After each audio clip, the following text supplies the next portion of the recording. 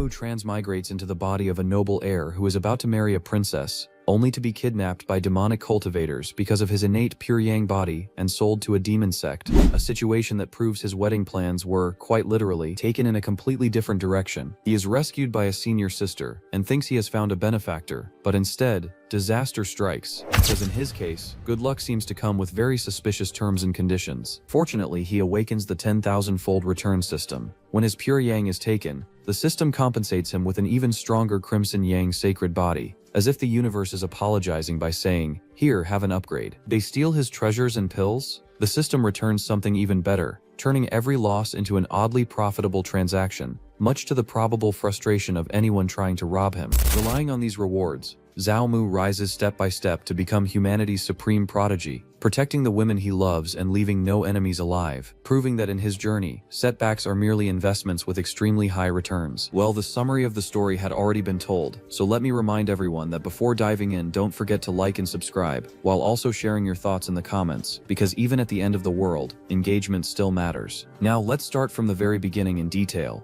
Story starts at the Shanwu continent, St. Yuan Demon Sect. A man is bound and begs his senior sister to let him go. Woman presses down on man and refuses, making it clear she will not release him. She laughs softly and tells him that today is his big wedding day. She asks whether he truly has the heart to let his concubine stay alone in an empty room. The man explains that his name is Zhao Mu, and that, although it sounds ridiculous, he is truly a transmigrator. While the woman questions whether the body of his concubine is no longer enough to satisfy him, he describes her as a woman who satisfies her perverted desires by role-playing different characters. She asks if she should change into something else, and he immediately states that she is definitely not his wife. He recounts that 1 year ago he transmigrated into a noble son of the continent, and even had a marriage contract with a princess of the dynasty. Just as he was about to reach the peak of life, he was kidnapped by a gang of demons from the St. Yuan Demon Sect. He never imagined back then that becoming a prisoner was just the beginning, and the real nightmare was yet to come. It turned out that his pure yang constitution was the best supplement for cultivating the 9 yin mystic art. He states that he became a tool for them to improve their cultivation base. He adds that even though he was full of pure yang energy, it did not change his situation. While the woman asks why he has not gotten into the mood yet, he states that he has now reached the brink of death as he coughs up blood. He says that he does not want to die yet. The woman says that being able to die at her hands should make him feel honored. She presents a solidifying yang pill, and explains that it will refine his medicinal power, stimulate his pure yang constitution, and help her 9 yin mystic art break through with the pure yang energy he has. The man named Zhao Mu struggles, gasping, and the woman says that if helping her break through means his death, then so be it, but he begs her not to let him go. He questions whether he is really going to be drained to death like this, clenches his bleeding fist,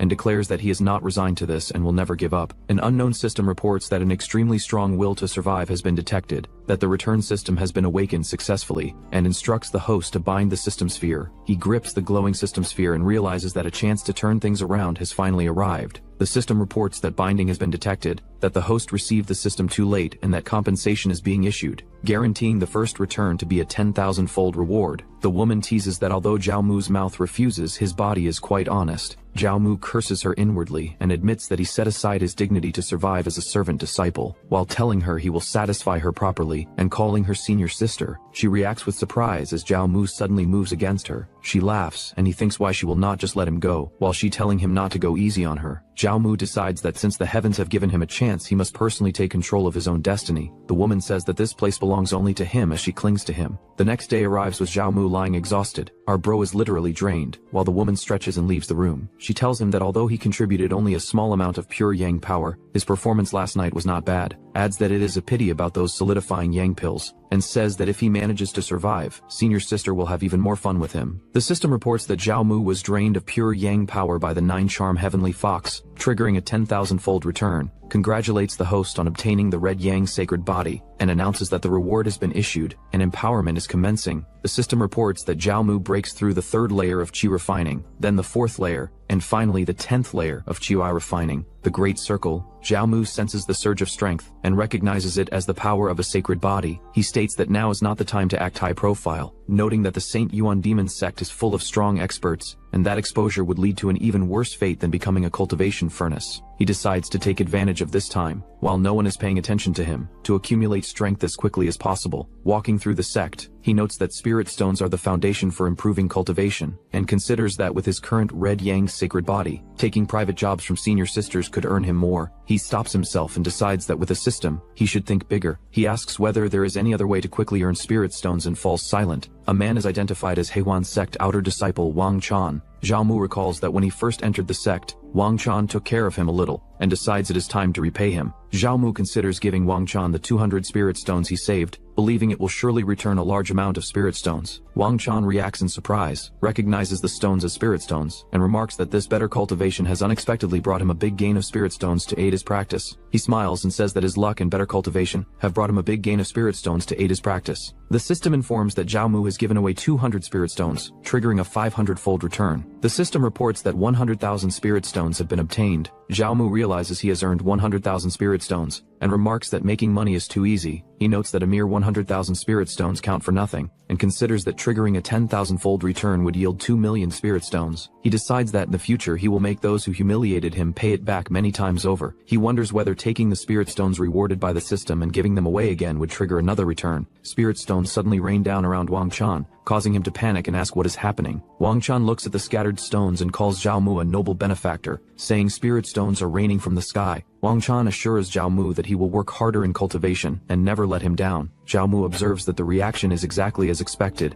and concludes that the system cannot be exploited like that. Someone calls out to Zhao Mu as junior brother. A woman appears and asks in surprise whether Zhao Mu has actually not died yet. Zhao Mu recognizes her as Lu Qi, and greets her as senior sister. He thinks that Lu Qi is an outer disciple cultivating the 9 yin mystic art. Zhao Mu recalls that she once took good care of him when he first joined the sect, but stopped coming to find him after he was taken away by Chu Xiaoran. Lu Qi observes that Zhao Mu's cultivation has improved quite a bit recently, and says his pure yang constitution seems even stronger than she imagined. Zhao Mu responds respectfully, telling senior sister Lu not to flatter him and saying it was just luck. Lu Qi abruptly tells him to stop talking nonsense. She grabs Zhao Mu's hand, startling him. Lu Qi states that Chu Xiaoran is going into seclusion to break through in the next few days, and says that Zhao Mu should properly help her cultivate. Lu Qi summons a sword-like flying artifact and tells Zhao Mu to get on. As the artifact moves, Zhao Mu clings to Lu Qi and asks her to slow down. Lu Qi remarks that she has not seen him for a few months and notes that his cultivation and aura have changed drastically, asking whether he gained some benefits from that slutty fox Chu Xiaoran. Zhao Mu sighs and says that senior sister Chu only takes from him, and that it would be impossible for him to gain any benefits. Lu Qi warns that demons are not benevolent, and says that if he follows Chu Xiaoran, he will sooner or later be drained of his pure yang and die. She tells him that once she breaks through to the core formation realm, she will challenge Chu Xiaoran, and if she wins, Zhao Mu will follow him from then on. Zhao Mu says then he should rely on her while she says he is too close. Zhao Mu thinks that what does she thinks to follow her from now on, what they think about him. They both arrive at Saint Yuan Demon sect, inner sect. She tells him that she is going to break through the core formation realm. If he helps her smoothly, then she can gift him a vitality pill as reward. Lu Qi tells Zhao Mu to sit first because she is going to bathe. Zhao Mu watches her leave and lets out a quiet hum, smiling to himself. Lu Qi undresses behind a curtain and steps into a wooden tub filled with hot water and floating petals. As she sinks into the bath, she thinks that no one is stopping this time, and that she definitely must continue.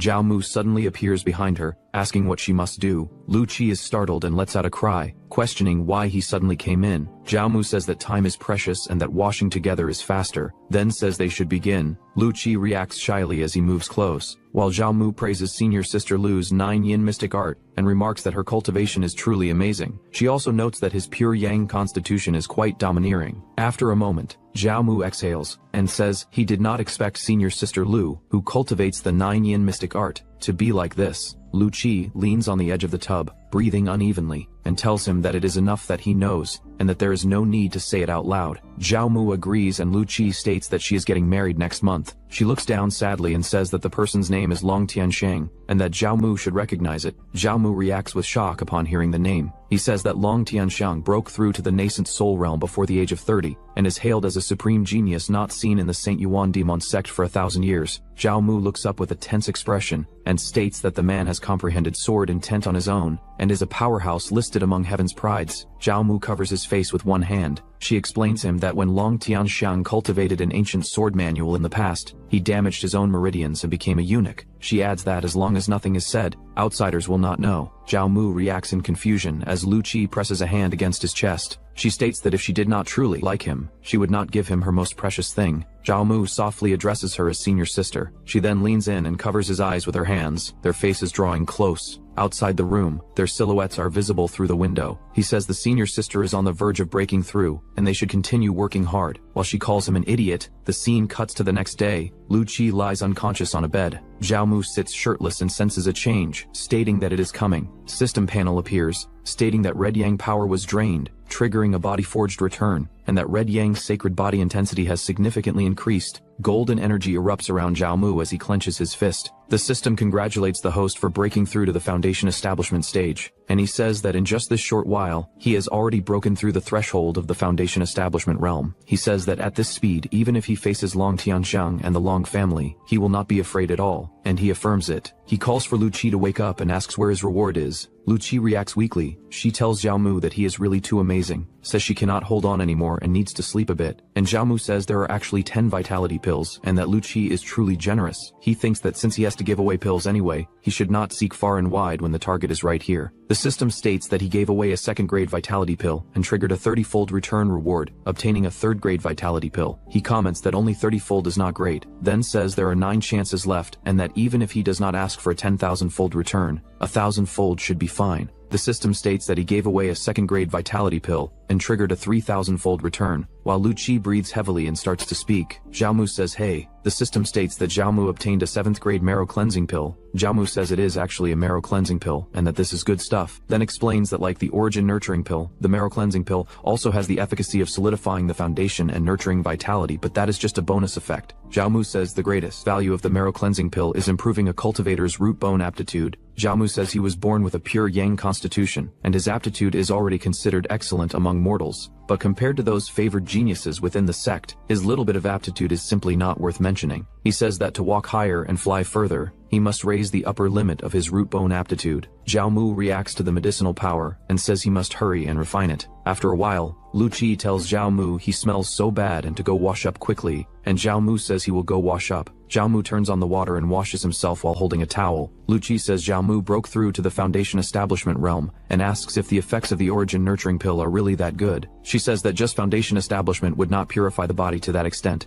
and asks if Zhao Mu ate some other pill. Zhao Mu thinks that if he lets senior sister know he suddenly obtained a marrow cleansing pill, it would be hard to explain. Zhao Mu says it is the credit of his dual cultivation with senior sister, but senior sister Lu Qi seems to not have succeeded in core formation yet. Lu Qi stammers at him. Zhao Mu says that it must be that junior brother did not put in enough effort, and that junior brother will help senior sister once more, free of charge. Lu Qi calls him a madman and asks if he does not want his life. Zhao Mu says this is also so senior sister can break through sooner. After some times, Lu Qi lies dazed on the bed. Zhao Mu tells Lu Qi to take her time breaking through and says he is going back first. The system states that Zhao Mu successfully plucked of pure yang energy, triggering 10-fold return, and that red yang power increased slightly. Zhao Mu moves quickly through the stairs and says this is the power of the Foundation establishment realm, and that his whole body feels lighter. Zhao Mu says that once he gets a flying sword, he can ride the sword into the sky and roam the 4 seas. At Outer Sect Market, someone says fellow Taoist is generous, and thanks Zhao Mu for coming and buying. Zhao Mu sees Star-Guarding Slayer, cast from extraterrestrial meteoric iron. He says the sword body is engraved with a star vortex array, which can absorb the power of the stars and increase the flying sword's lethality. Zhao Mu says just this one flying sword costs 30,000 spirit stones, and wonders how many times the return will be when he gives it away later. Someone calls him Pretty Boy, and says they finally caught him,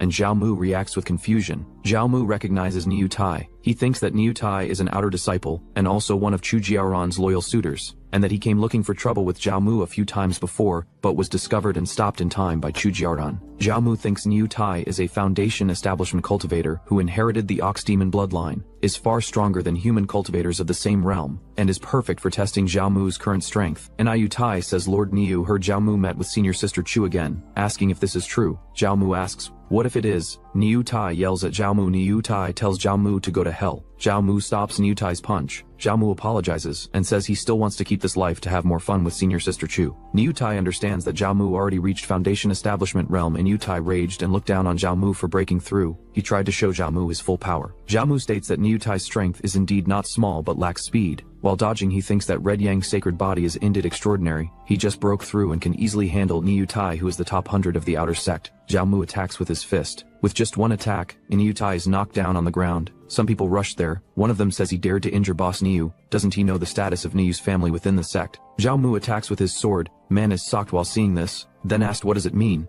Zhao Mu says that flying sword is worth 30,000 spirit stones, so they can use it as medical fee. System tells him about 1,000-fold return, and rewards him with grade 5 flying sword named Heavenly Star Hunter. Both the men try to attack on Zhao Mu from behind. Zhao Mu turned and moved in to attack them. The two men dropped to the ground in pain, shocked by the sudden ambush. Zhao Mu noticed someone there. A woman appears named as Mu Juling, saying she had seen them sneak attack first and questioned why they still dared to complain. Zhao Mu and Mu Juling faced each other in the street. Mu Juling called out Zhao Mu's name and scolded him for being careless. She reminded him that when dealing with enemies he had to cut the weeds and dig up the roots. The remaining men curse at her, but she identifies herself as Mu Juling, intimidating them into retreating. She calls them cowards, then turns to Zhao Mu and presses close, teasing him and flirting openly. Zhao Mu thinks she has been watching him since he joined the sect, and assumes she is only interested in his appearance, not his pure yang power. He recognizes her as Mu Juling of the Saint Yuan demon sect, and notes that others would not expect this side of her. Mu Juling softens and admits she is worried, saying she showed up in time, and asks who would marry her if he died. Zhao Mu responds that dying is not that easy, and Mu Juling declares he cannot be in danger because he is her future husband. She grabs him, and tells him to follow her as they leave together through the market crowd. Mu Juling pulls him along while flying through the air with a red aura. He thinks that flying without a flying sword is something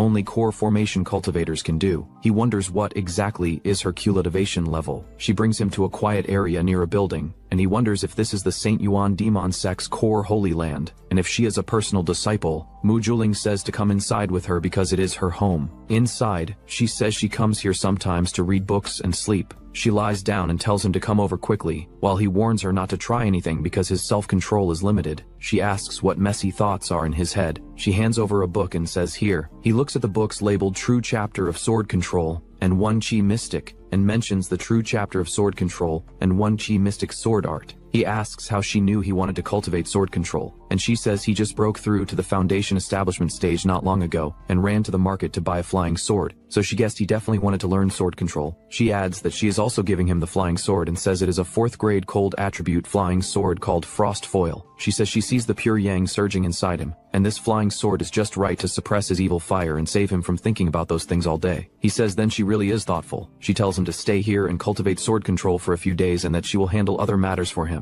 She adds that since he has already broken through to foundation establishment, he does not need to be a servant disciple anymore, and she will have someone help upgrade his disciple token to outer sect level later. He asks who exactly she is. She says she is the person he will marry sooner or later. She closes the door. He says this little girl really knows how to flirt. Zhao Mu says to forget it, and that cultivating sword control is more important. He cultivates with glowing talismans around him and remains silent. He complains that he did not use the marrow cleansing pill to improve his aptitude, and wonders why learning sword control is still so difficult. He wonders if the marrow cleansing pill only improved his physical body's aptitude, but did not improve his comprehension. Zhao Mu says he has the system but cannot continue cultivating because his comprehension is too poor, and that he is really going to cry to death. A horned beast appears, and Zhao Mu reacts with confusion. Zhao Mu says that since even primordial yang can count as giving, then comprehension should also be able to trigger the system return. Zhao Mu calls the little guy, and suggests teaching the multiplication table. Zhao Mu teaches the multiplication table to the beast. The system informs that he enlightened a demon beast, imparted knowledge, and triggered a 100-fold return. The system states that the host's comprehension has increased significantly. Zhao Mu says it actually works. He cultivates his golden talismans surround him. He says that the originally obscure kung fu can now be comprehended immediately. He says this amount of improvement in aptitude is still not enough in this world, and still not enough as a transmigrator. He notices the beast and says,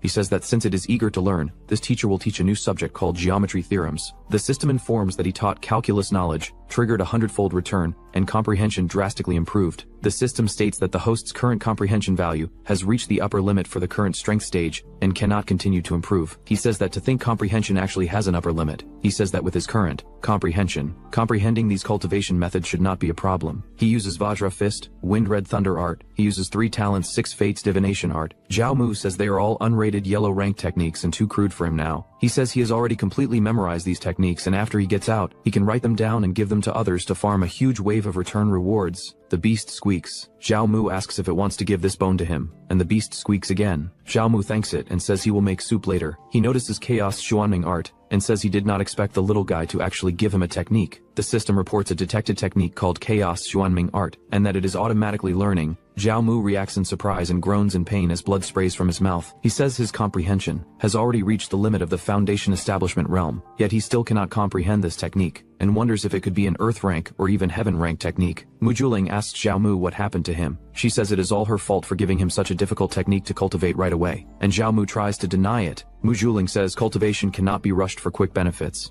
and that she has prepared food, so they should eat first. Mu Juling says she will feed him and tells him to say ah, and she will feed Zhao Mu and tells him to say ah. He thinks that since Mu Juling is here, that would mean something. Mu Juling tells him to eat a little more. Zhao Mu says he will give this technique to her to see if it is of any use. Mu Juling reacts with She asks where he got this technique from. Zhao Mu says a small demon beast gave it to him. The technique recorded on it is too profound, and he cannot learn it, so he will give it to her. Mu Juling notes, Chaos Xuanming Art. The system states that he gifted an Earth rank technique, Chaos Xuanming Art, and triggered a 60-fold return. He thinks it is here. The system states that he obtained an Earth rank high-grade technique, Pure Yang Xuanming Art. The system detects that Pure Yang Xuanming Art is compatible with the host's Red Yang sacred body, and asks if he wants to mediate empowerment. He agrees and says to talk later. She thinks that she does not know how long empowerment takes, and cannot let Mu Juling get suspicious. Mu Juling scolds the stinky dog for stealing her technique again and says it almost killed her future husband. Zhao Mu asks if he was killed. Mu Juling says fortunately he did not force the cultivation, that he has a pure yang constitution,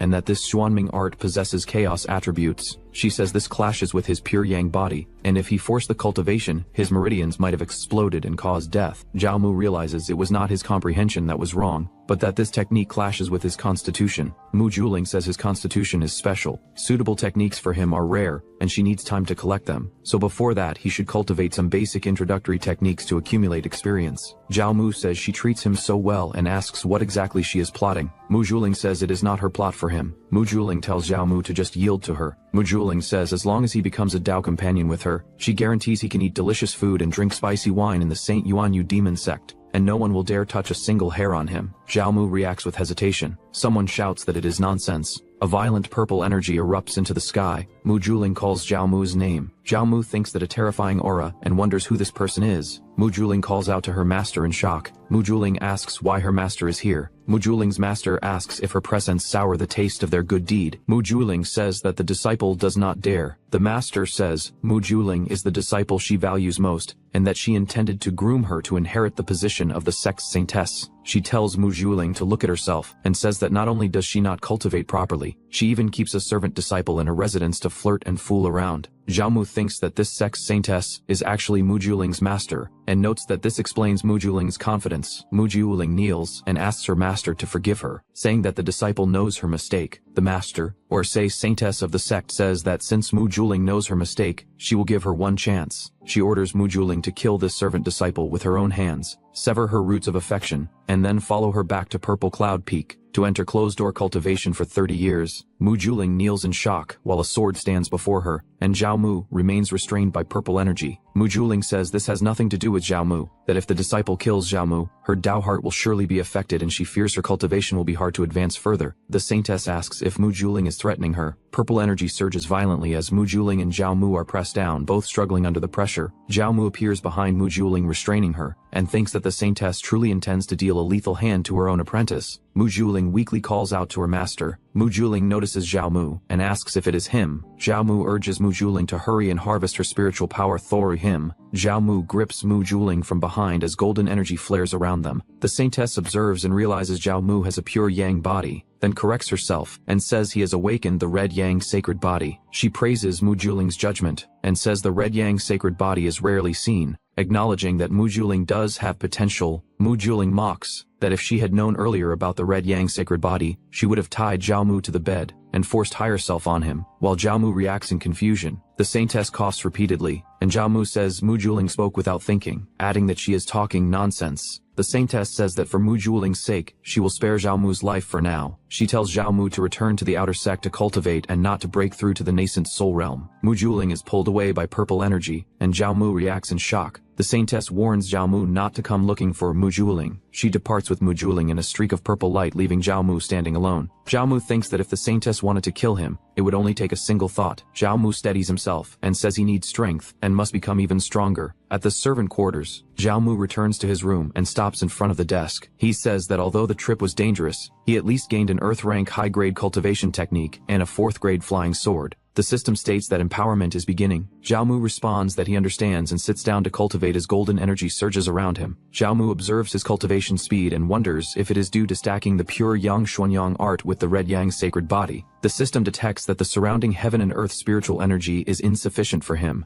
and asks whether it should automatically absorb spiritual energy for cultivation, which makes Zhao Mu react in brief confusion. Zhao Mu selects yes. Spirit stones appear around him, and Zhao Mu recognizes them as the spirit stones he saved before. Large amounts of spirit stones begin breaking apart and releasing energy. Zhao Mu notes that the spiritual energy is arriving. Time passes into the night as the building around him remains quiet. Zhao Mu senses something off and looks down. He realizes that the spirit stones he saved were used up, calculating that 70,000 were consumed in one night. Zhao Mu acknowledges the cost but says that breaking through to the 3rd layer of foundation establishment in one night is not bad. Zhao Mu stretches as he steps out and thinks that next he needs to figure out a way to make money. Several people stop him and call out his name. A group of servant disciples stands before him, led by Hu Chang, who mentions that he heard senior sister Chu gave Zhao Mu quite a few benefits. Hu Chang asks whether Zhao Mu is not planning to show some appreciation to them. Zhao Mu watches Hu Chang acting arrogantly, and recalls that Hu Chang relies on his decent cultivation to bully men and dominate women in the servant quarters, and that before, a new servant disciple contradicted him, and was beaten to death that very night. Zhao Mu directly questions Hu Chang, accusing him of robbing people all day and asking if he must have saved quite a few spirit stones. Hu Chang becomes angry and asks what business it is of Zhao Mu's. He attacks Zhao Mu, declaring that Zhao Mu is looking for a beating. Zhao Mu calmly avoids the attack and says it is too slow, adding that with just this, Hu Chang wants to beat him. Zhao Mu counterattacks and tells Hu Chang to learn from this. The other servant disciples rush over, calling out to Brother Chang and asking if he is okay. Hu Chang coughs heavily and stares in shock, saying that Zhao Mu actually did it. He realizes that Zhao Mu actually broke through to the foundation establishment realm. Zhao Mu stands calmly with blazing energy around him and asks if it is that obvious. Hu Chang tells the others not to just stand there staring and to attack together. The others agree. They rush forward toward Zhao Mu, standing calmly ahead. 2 of the muscular men swing their glowing fists down at Zhao Mu.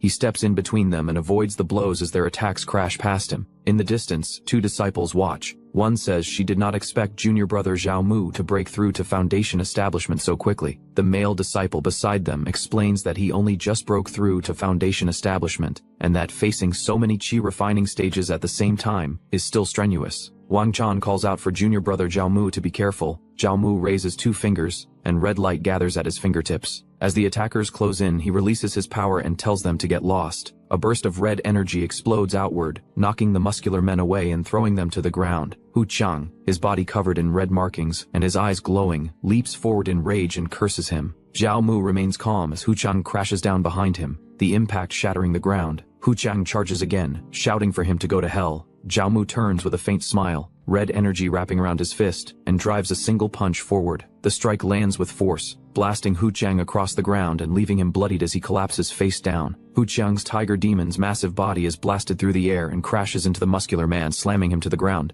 Hu Chang, blood dripping from his mouth, glares forward and tells Zhao Mu to just wait for him. Zhao Mu stands with red energy rising around his body. He steps forward and presses his foot down on Hu Chang's fallen tiger demon's head. He tells him to shut up. People from the crowd praise Brother Zhao, saying he vented their anger for them. They remark that those tiger demons usually throw their weight around, and that no one expected them to finally kick an iron plate today. Zhao Mu raises a hand and tells everyone to wait a moment. Red energy coils from his hand and pulls a storage bag toward him. He stands over the unconscious Hu Chang while holding the bag. He explains that these are the spirit stones Hu Chang usually robbed, and that today he will return them all to their original owners. He opens the bag and calls out. A large number of colorful spirit stones burst into the air and scatter outward as he throws them. The crowd kneels and reaches up as the stones fall around them. They shout "Long live Zhao Mu" and exclaim that there are so many spirit stones. The system reports that he gifted 9,000 spirit stones, triggering a 1,000-fold return and obtaining 9 million spirit stones. Zhao Mu smiles and thinks that now he will not be lacking spirit stones for a little while. Zhao Mu tells senior brother Wang Chan that he has taken care of him since he entered the sect, and asks him to accept this. He explains that it is actually a chi refining pill. Wang Chan refuses, saying it is too precious, and that he does not dare accept it. Zhao Mu tells him to stop talking nonsense, and just eat it. He flicks the pill straight into Wang Chan's mouth. The system reports that he sent out a first-grade chi refining pill, triggering a 100-fold return, and obtaining a second-grade foundation establishment pill. Zhao Mu lets out a faint smile. Wang Shan coughs and says that junior brother Zhao truly makes him see him in a new light. But the power behind Hu Chang and Niu Tai is not small. He advises Zhao Mu to enter the outer sect quickly and find his own backer. Zhao Mu replies that he has the same intention.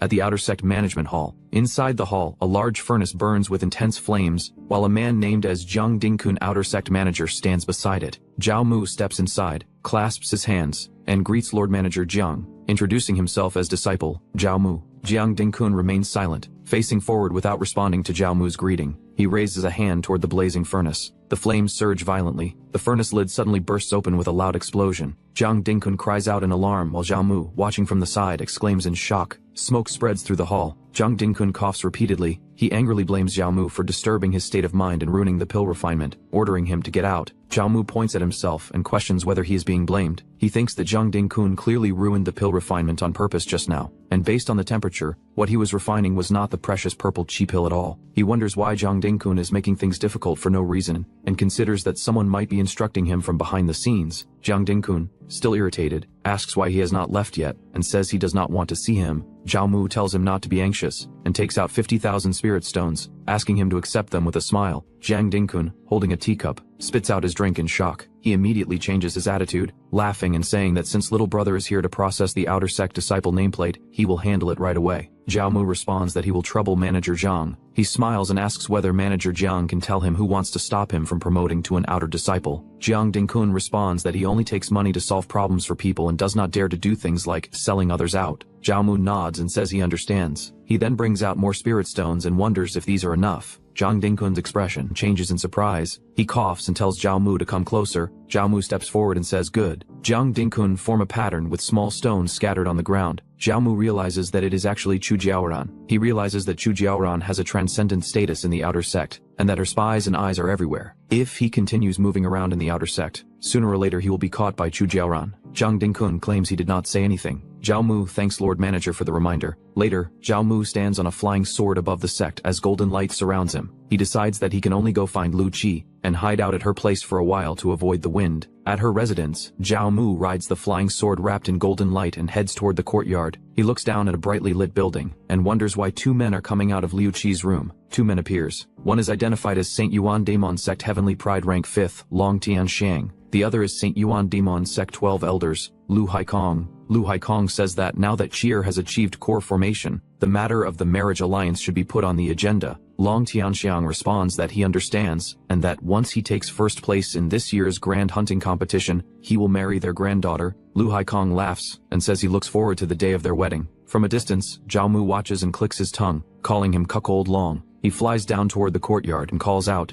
asking if senior sister is there. Lu Qi opens the door with a smile and calls him junior brother Zhao. Inside, Zhao Mu asks whether Long Tianshan came to discuss the marriage. Lu Qi immediately tells him not to mention that name in front of her because she does not like hearing it. Lu Qi leans close to Zhao Mu and asks why he took the initiative to come find her. Zhao Mu explains that it is all because of that vixen who would not let him enter the outer sect. Lu Qi snorts and says she has already broken through to core formation. She clenches her fists and declares that once she consolidates her cultivation, she will challenge that woman in a few days. Then she adds that being able to break through to core formation so quickly is all thanks to him. Zhao Mu warns that if she continues like this, he will not be able to hold back his red yang power. Lu Qi tells him not to hold back. She presses him down and says she wants him to help her cultivate. Behind the closed curtains, their silhouettes move together as she calls out to her junior brother. Later, Lu Qi lies on the bed breathing heavily. The system reports that his red yang power was harvested, triggered a 50 times return, and that his red yang power increased slightly. Zhao Mu sits up shirtless and questions why the increase is so little. The system informs Zhao Mu that he has been harvested by Lu Qi too many times, and that the return rewards will gradually decay. He falls silent, glancing at Lu Qi asleep behind him. He concludes that investing too much in one person causes the multiplier to decrease. He considers that perhaps finding a few more senior sisters to cultivate with could increase the system's drop rate. He nods to himself, convinced of his reasoning. Then he dismisses the thought for later and sits cross-legged to cultivate. Golden light gathers around him as spirit stones float and shatter one after another. their energy pouring into his body. He resolves to focus on strengthening himself. Believing that becoming stronger is the absolute truth, his aura surges. Flames of golden chi erupt upward as the system announces successive breakthroughs. Foundation establishment, 3rd layer, then 4th layer. He opens his eyes abruptly. The energy in his hands has already been exhausted before he can reach the 5th layer. He realizes he has not even broken through to the 5th layer yet. Looking at the scattered fragments of spirit stones, he reflects that the sacred body's consumption of resources is far too great. He needs to continue accumulating resources. Suddenly, a strange sound echoes from outside. He frowns, sensing movement beyond the room. He lifts the window frame and looks out, asking what that sound was just now.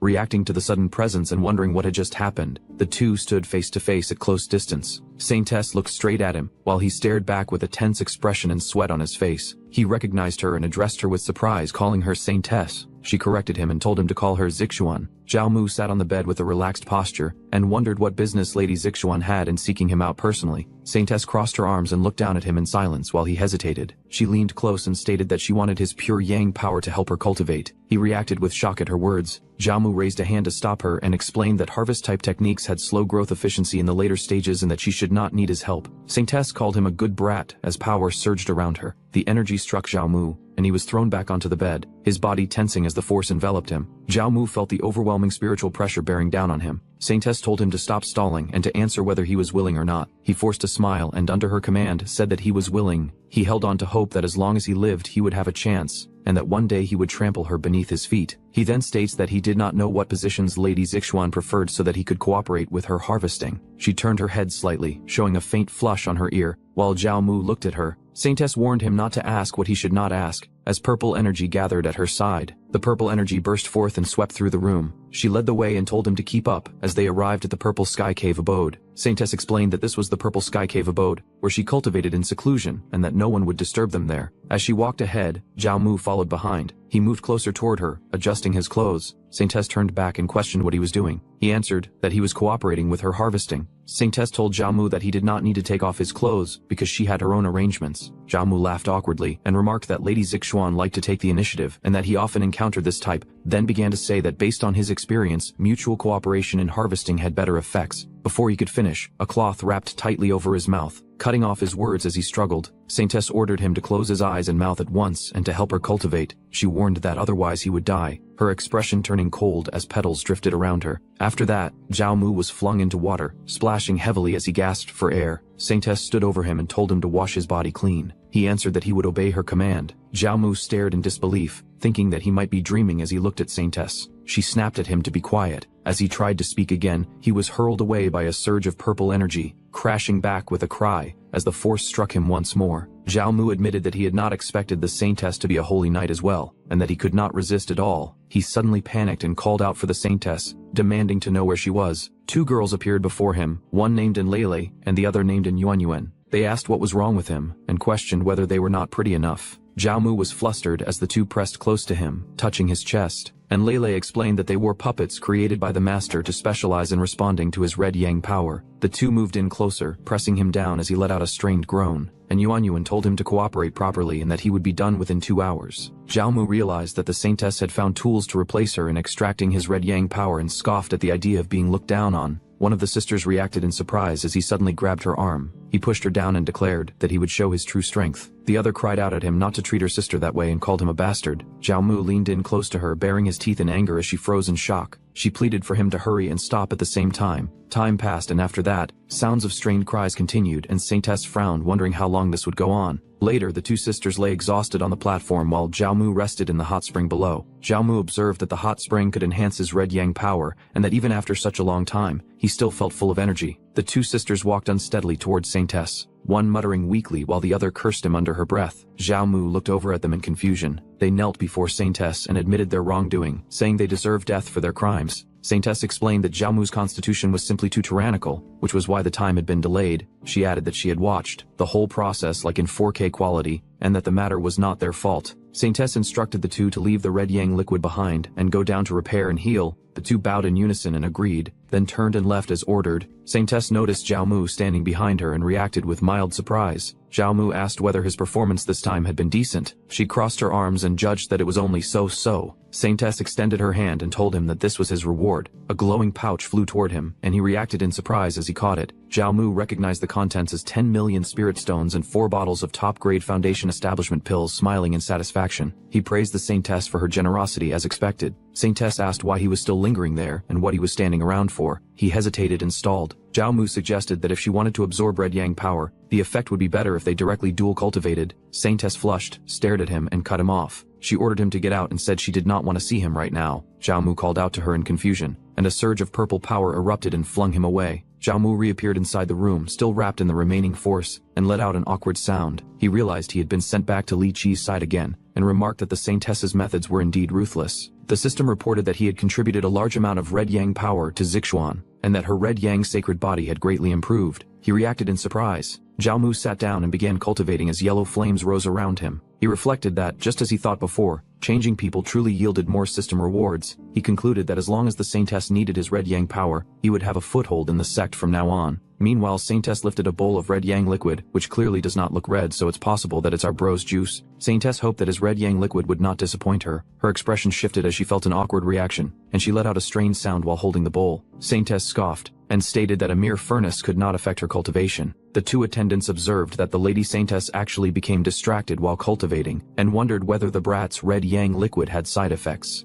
The next day arrived. Li Qi woke up and yawned as she stretched on the bed. She noticed Zhao Mu sitting nearby in meditation, surrounded by golden energy. She remarked that getting up so early to cultivate showed that junior brother Zhao was becoming more and more diligent. Zhao Mu replied that he had only coincidentally felt a trace of inspiration for a breakthrough. She leaned closer and suggested that since his realm had improved, he should challenge the Climbing Heaven Road with her. Scene shifts at Climbing Heaven Road. That is an ancient secret realm of the St. Yuan demon sect. It has a total of 12 layers. Generally, those who can ascend to the 3rd layer are qualified to rank within the top 100 of the outer sect Heavenly Pride rank. Starting from the 3rd layer, great demons at the core formation level will appear. Lu Qi explains that Chu Jiaoran is ranked 9th on the outer sect Heavenly Pride rank, and that she can persist for the time of 1 stick of incense on the 4th layer. Zhao Mu tells his senior sister that she actually does not have to go to such lengths for him. Lu Qi replies that this is not only helping him but also helping herself, cause people always say Chu Jiaoran is the female cultivator with the most potential in the outer sect, but she cannot agree. She intends to see, between the human race and the demon race, exactly which side is truly superior. Zhao Mu thinks that although the St. Yuan demon sect treats humans and demons equally, struggles and rivalries still exist between them. He then states that he is also an outer disciple now, so it just happens that they can go together. Lu Qi happily agrees. The 2 of them walk forward together toward the swirling purple gate of Climbing Heaven Road. Some cultivator comes out, and a cultivator sighs that he has failed again, and complains that the monsters on the 3rd layer of the Climbing Heaven Road are truly terrifying. Another admits he does not know how those heavenly prides managed to pass it. Someone else dismisses the complaint, remarking that otherwise they would not be called heavenly prides. They respectfully speak to senior brother Niu, saying he is still formidable. During this challenge of the Climbing Heaven Road, his ranking has risen by 47 places. They add that given time, he will surely secure a place within the top 10 of the outer sect Heavenly Pride rank. One of them asks how he suddenly became so much stronger during this period. The outer sect Heavenly Pride rank 79. Na Yu Tai laughs and declares that it is naturally due to his talent and hard work. He suddenly notices something and turns his head toward the entrance. Chu Jiaoran calls out to him, reminding Niu Tai not to forget who helped him improve his cultivation and ordering him to hurry and complete the task she gave him. He immediately responds eagerly that he understands. At that moment, Zhao Mu and Lu Qi walk into the area together. Seeing them, Niu Tai asks Lu Qi if she plans to climb the Climbing Heaven Road with that soft rice-eating pretty boy. Lu Qi calmly questions how he can call Zhao Mu a pretty boy, and mentions that she heard he was defeated by this same pretty boy. Niu Tai angrily insists that it only happened because Zhao Mu sneaked an attack on him during the chaos. Zhao Mu calmly remarks that a defeated opponent should not make a spectacle of himself, adding that they still need to challenge the Climbing Heaven Road. Furious, Niu Tai curses under his breath as the 2 walk past him. Niu Tai roars in anger and slams his fist into the ground. The impact cracks the stone floor as red energy bursts around him. He immediately throws some rocks forward and shouts for them to stop right there, but Zhao Mu quickly pulls Lu Qi into his arms and moves aside. narrowly avoiding the attack as the force crashes past them. The strike continues forward and crashes into the ground behind them, leaving a deep mark on the stone surface. The system informs Zhao Mu that outer disciple Na Yutai has issued a sparring challenge and asks whether he chooses to accept or refuse. Na Yutai stands confidently amid the shattered ground and lets out a low laugh. Lu Qi quickly warns Zhao Mu not to accept, explaining that Niutai's cultivation has broken through quite a bit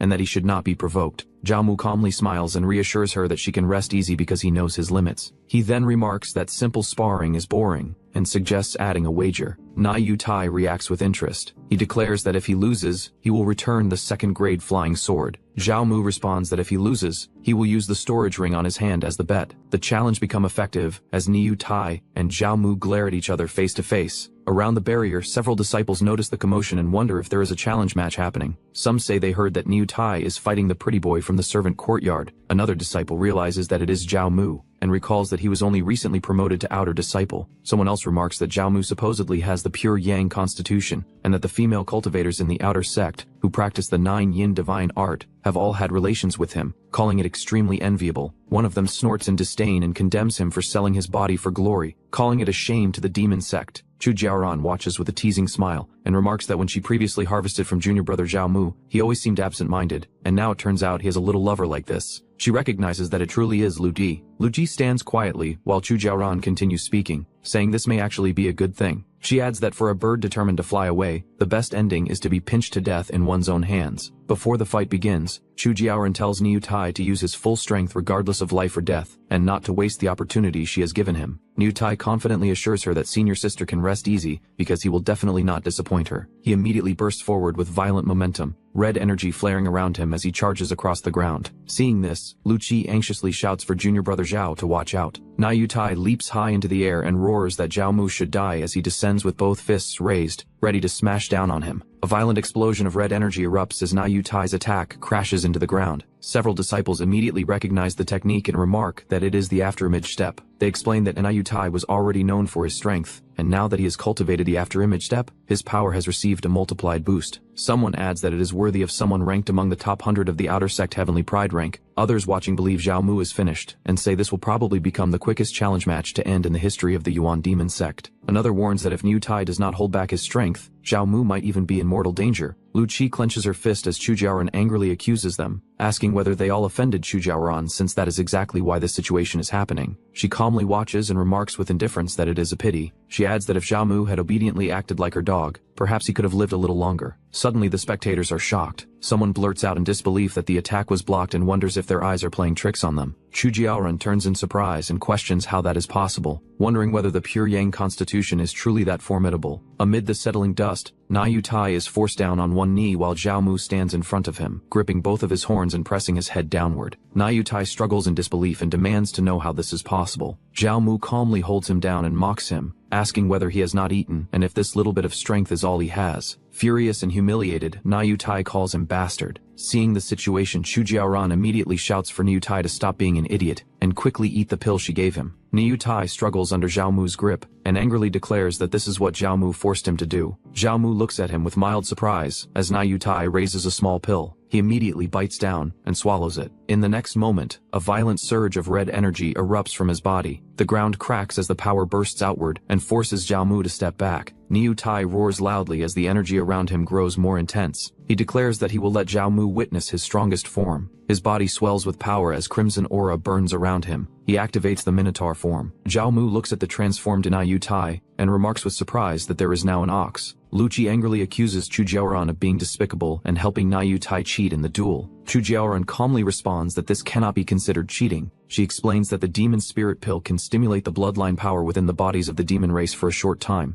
and adds that this power already exists within their race, with the pill merely stimulating it. Ni Yutai crouches low within the raging red aura, and declares that today he will definitely kill Zhao Mu without leaving an intact corpse. He immediately launches forward and unleashes after-image strike. The spectators watch in shock as Na Yutai moves at extreme speed. One of them says the speed is so fast that he cannot clearly see senior brother Na Yu's movements, while another wonders if this is the fully awakened barbaric ox bloodline. Zhao Mu snorts as he dodges the attack and leaves behind Na Yutai afterimages. The powerful strike rushes past, tearing part of Zhao Mu's sleeve and leaving a shallow cut on his arm. He looks at the wound and calmly realizes that the attack did not even directly graze him, yet the wind pressure alone still managed to injure him. Niu Tai is suddenly suddenly blasted backward as a powerful force erupts around him and sends his body flying across the ground. The shockwave spreads through the surroundings, and even the distant gate structure trembles under the impact. Several disciples struggle to remain standing as the force sweeps over them. One of them exclaims that the impact force is far too strong. Another cannot understand how this could be the power a Foundation Establishment realm cultivator should possess, and remarks that core formation would normally be nothing more than this. Someone else states that the physical strength of the demon race truly cannot be compared to the human race. Amid the dust, Niutai steadies himself and lets out a low snort. He glares at Zhao Mu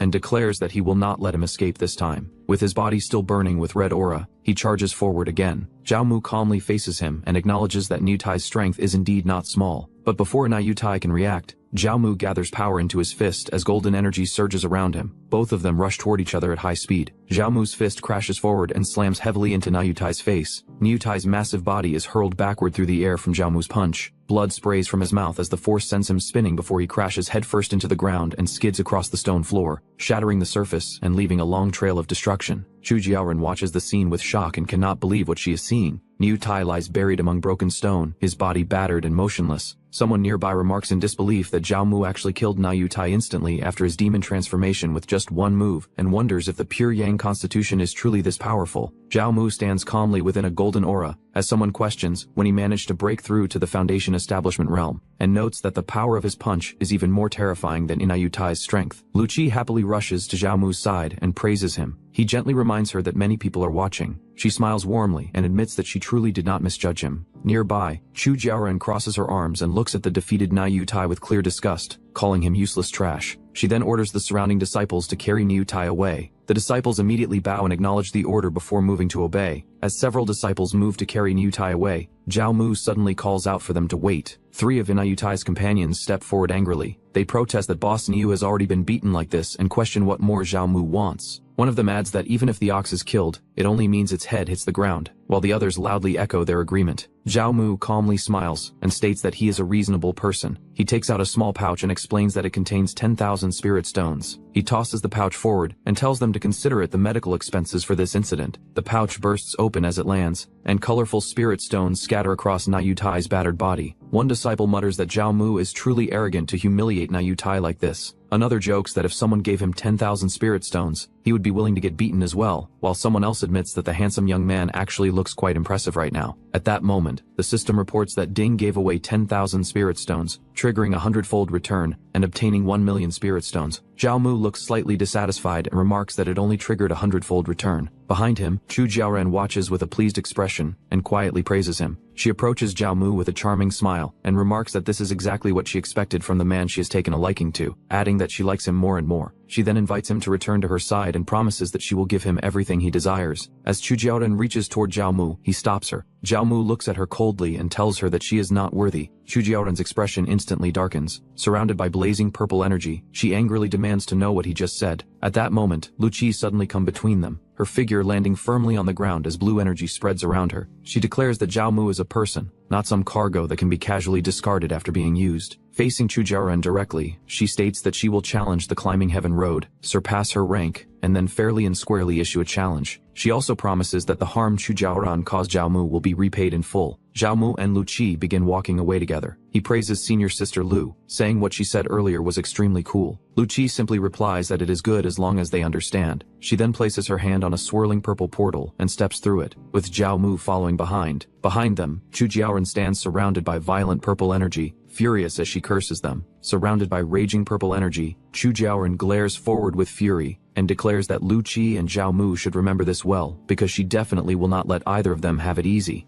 A man remarks that Chu Jiaoren is 9th on the outer sex heavenly pride ranking and a rising star of the Fox clan. Another person adds that Lu Qi is also the granddaughter of the 12th elder, Lu Haokong, holding a noble status, and that in terms of beauty she does not lose to Chu Jiaoren in the slightest. The onlookers comment that it is surprising to see 2 such stunning beauties actually becoming jealous over Zhao Mu, which makes others feel envious. Meanwhile, at the demon sect's holy land, the 9-dragon sword mount, Long Tianshang sits cross-legged in meditation beneath a towering sword as purple energy swirls around him. His eyes suddenly open. In an instant he attacks a nearby rock, splitting it into half. After the energy settles, Long Tianshang calmly remarks that it is just so-so. At that moment, Niu Ao approaches and calls out as he reports to senior brother Long. Long Tianxiang turns slightly in response. Niueo respectfully explains that word is spreading in the outer sect that junior sister Lu Qi is becoming jealous over a handsome young man together with Chu Jiaoran of the Fox clan. He was worried this matter might affect Long Tianxiang's reputation, so he came specifically to report it. Golden sword energy erupts around Long Tianxiang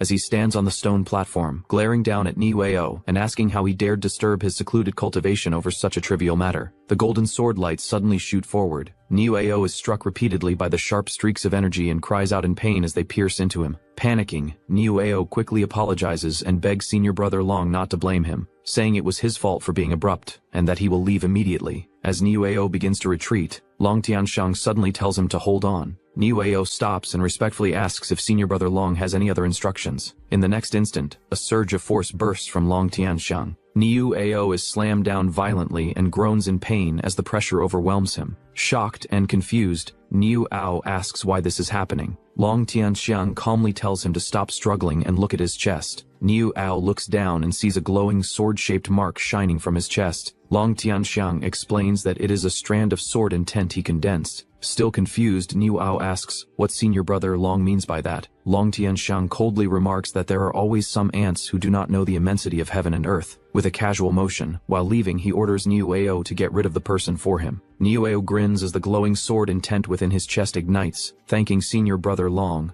Elsewhere, at the climbing heaven road, Zhao Mu and Lu Qi step forward together onto the platform surrounded by swirling spiritual energy. Lu Qi explains that the climbing heaven road will automatically record how many floors a disciple climbs, and since it is Zhao Mu's first time, the two of them will be separated during the trial. Zhao Mu nods, indicating that he understands. After a moment, Zhao Mu calls out to Lu Qi as senior sister. In an instant, Lu Qi blushes slightly and gives him a quick kiss. She quickly steps away afterward, reminding Zhao Mu to be careful. Watching her leave, Zhao Mu smiles faintly and replies that the one who should be careful is her. With that, Zhao Mu turns and walks forward alone toward the trial ahead. Zhao Mu walks forward alone along the first floor of the climbing heaven road when he suddenly senses something unusual ahead. From the thick clouds, several demon beasts begin to emerge. A giant rooster demon appears first, so our bro can beat his meat. Soon after, a ferocious wolf demon crawls out, followed by a grotesque toad-like monster with a long tongue. Without hesitation, the beasts leap toward Zhao Mu and attack together. Zhao Mu calmly steps backward, the beats attack sending a shockwave that smashes the ground. Observing the beasts, Zhao Mu realizes that the first floor of the climbing heaven road actually contains Foundation Establishment realm demon beasts, something that should be impossible for a newly admitted outer disciple to handle. However, Zhao Mu remains completely unfazed. As one of the beasts is hurled into the air, Zhao Mu suddenly splits into several swift afterimages and dashes across the battlefield. Sharp spikes descend from above, but Zhao Mu effortlessly weaves through them with incredible speed. Golden energy begins to surge around him as he smiles confidently. Zhao Mu then declares that it is now his turn to counterattack. He launches his counterattack. As a blazing golden fist surges forward like a meteor, the powerful strike crashes into the group of demon beasts, blasting the wolf into the air and sending the toad and rooster tumbling violently across the ground. In the blink of an eye, the remaining beasts are swept away by the overwhelming force. Standing calmly amid the scattered monsters, Zhao Mu flicks the flames from his hand and remarks that the trial was far too easy. Moments later, an announcement tells him that he has passed the first floor and may choose one of 3 rewards. 3 glowing items appear before him: a sword, a bottle of pills, and a jade technique manual. Zhao Mu's gaze immediately settles on the manual. The manual is a yellow-rank high-grade technique called Burning Flame Palm. Zhao Mu smiles slightly, thinking that he had just been worrying about lacking a combat technique that could match his Red Yang sacred body. Receiving this technique now feels perfectly timed. Without hesitation, Zhao Mu selects the manual. Golden runes descend around him as he begins to comprehend the technique. Following the instructions, Zhao Mu first draws the true fire of the sun into his body, then channels the blazing solar energy to strengthen the palm technique. A brilliant golden aura bursts from his hand as the burning flame palm takes form. Zhao Mu then thrusts his palm forward, releasing a blazing strike that shatters the surrounding stone with explosive force. Satisfied with the result, Zhao Mu smiles confidently and declares that the second floor awaits him.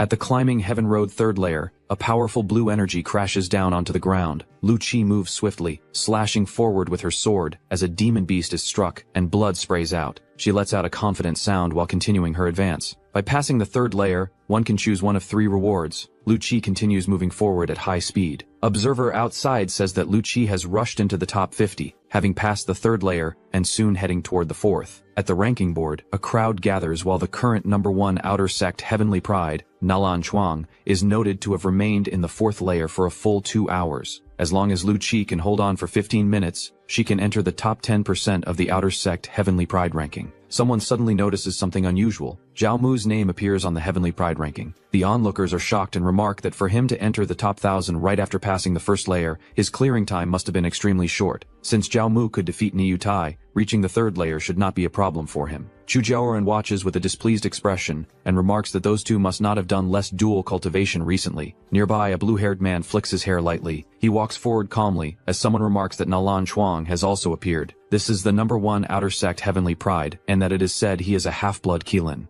Another person comments that he looks quite handsome but feels he is too much of a poser, while someone else agrees and adds that he is probably just relying on his noble bloodline. Nalan Chuang appears before them, and the two immediately recognize him as senior brother Nalan. His arm transforms, muscles swelling as a powerful aura gathers around it. In the next instant he strikes, and both men are knocked down with blood splattering from the impact. He calmly states that he hates it most when people gossip behind others' backs. Chu Jiaoran stands nearby at that moment. She asks what he is doing here. Nalan Chuang casually replies that he heard she has been keeping Zhao Mu occupied, along with another woman, and that he came specifically to mock her. Hearing this, Chu Jiaoran's expression turns furious as she releases a surge of purple energy and declares that he is courting death. Chu Jiaoran immediately charges forward, striking toward him with her attack. Nalan Chuang remarks with a faint smile that she looks anxious. Chu Jiaoran's attack is suddenly intercepted as a hand grabs her wrist mid-strike. At the same time, Niu Ao also blocks the incoming force, stopping the clash instantly. He appears between them, radiating heat as flames rise around his body. Seeing him, both react in shock as they recognize Niu Ao. A man says that he is ranked 8th on the intersect Heavenly Pride list and is at the peak of the core formation stage. Niu Ao exhales sharply, his expression fierce.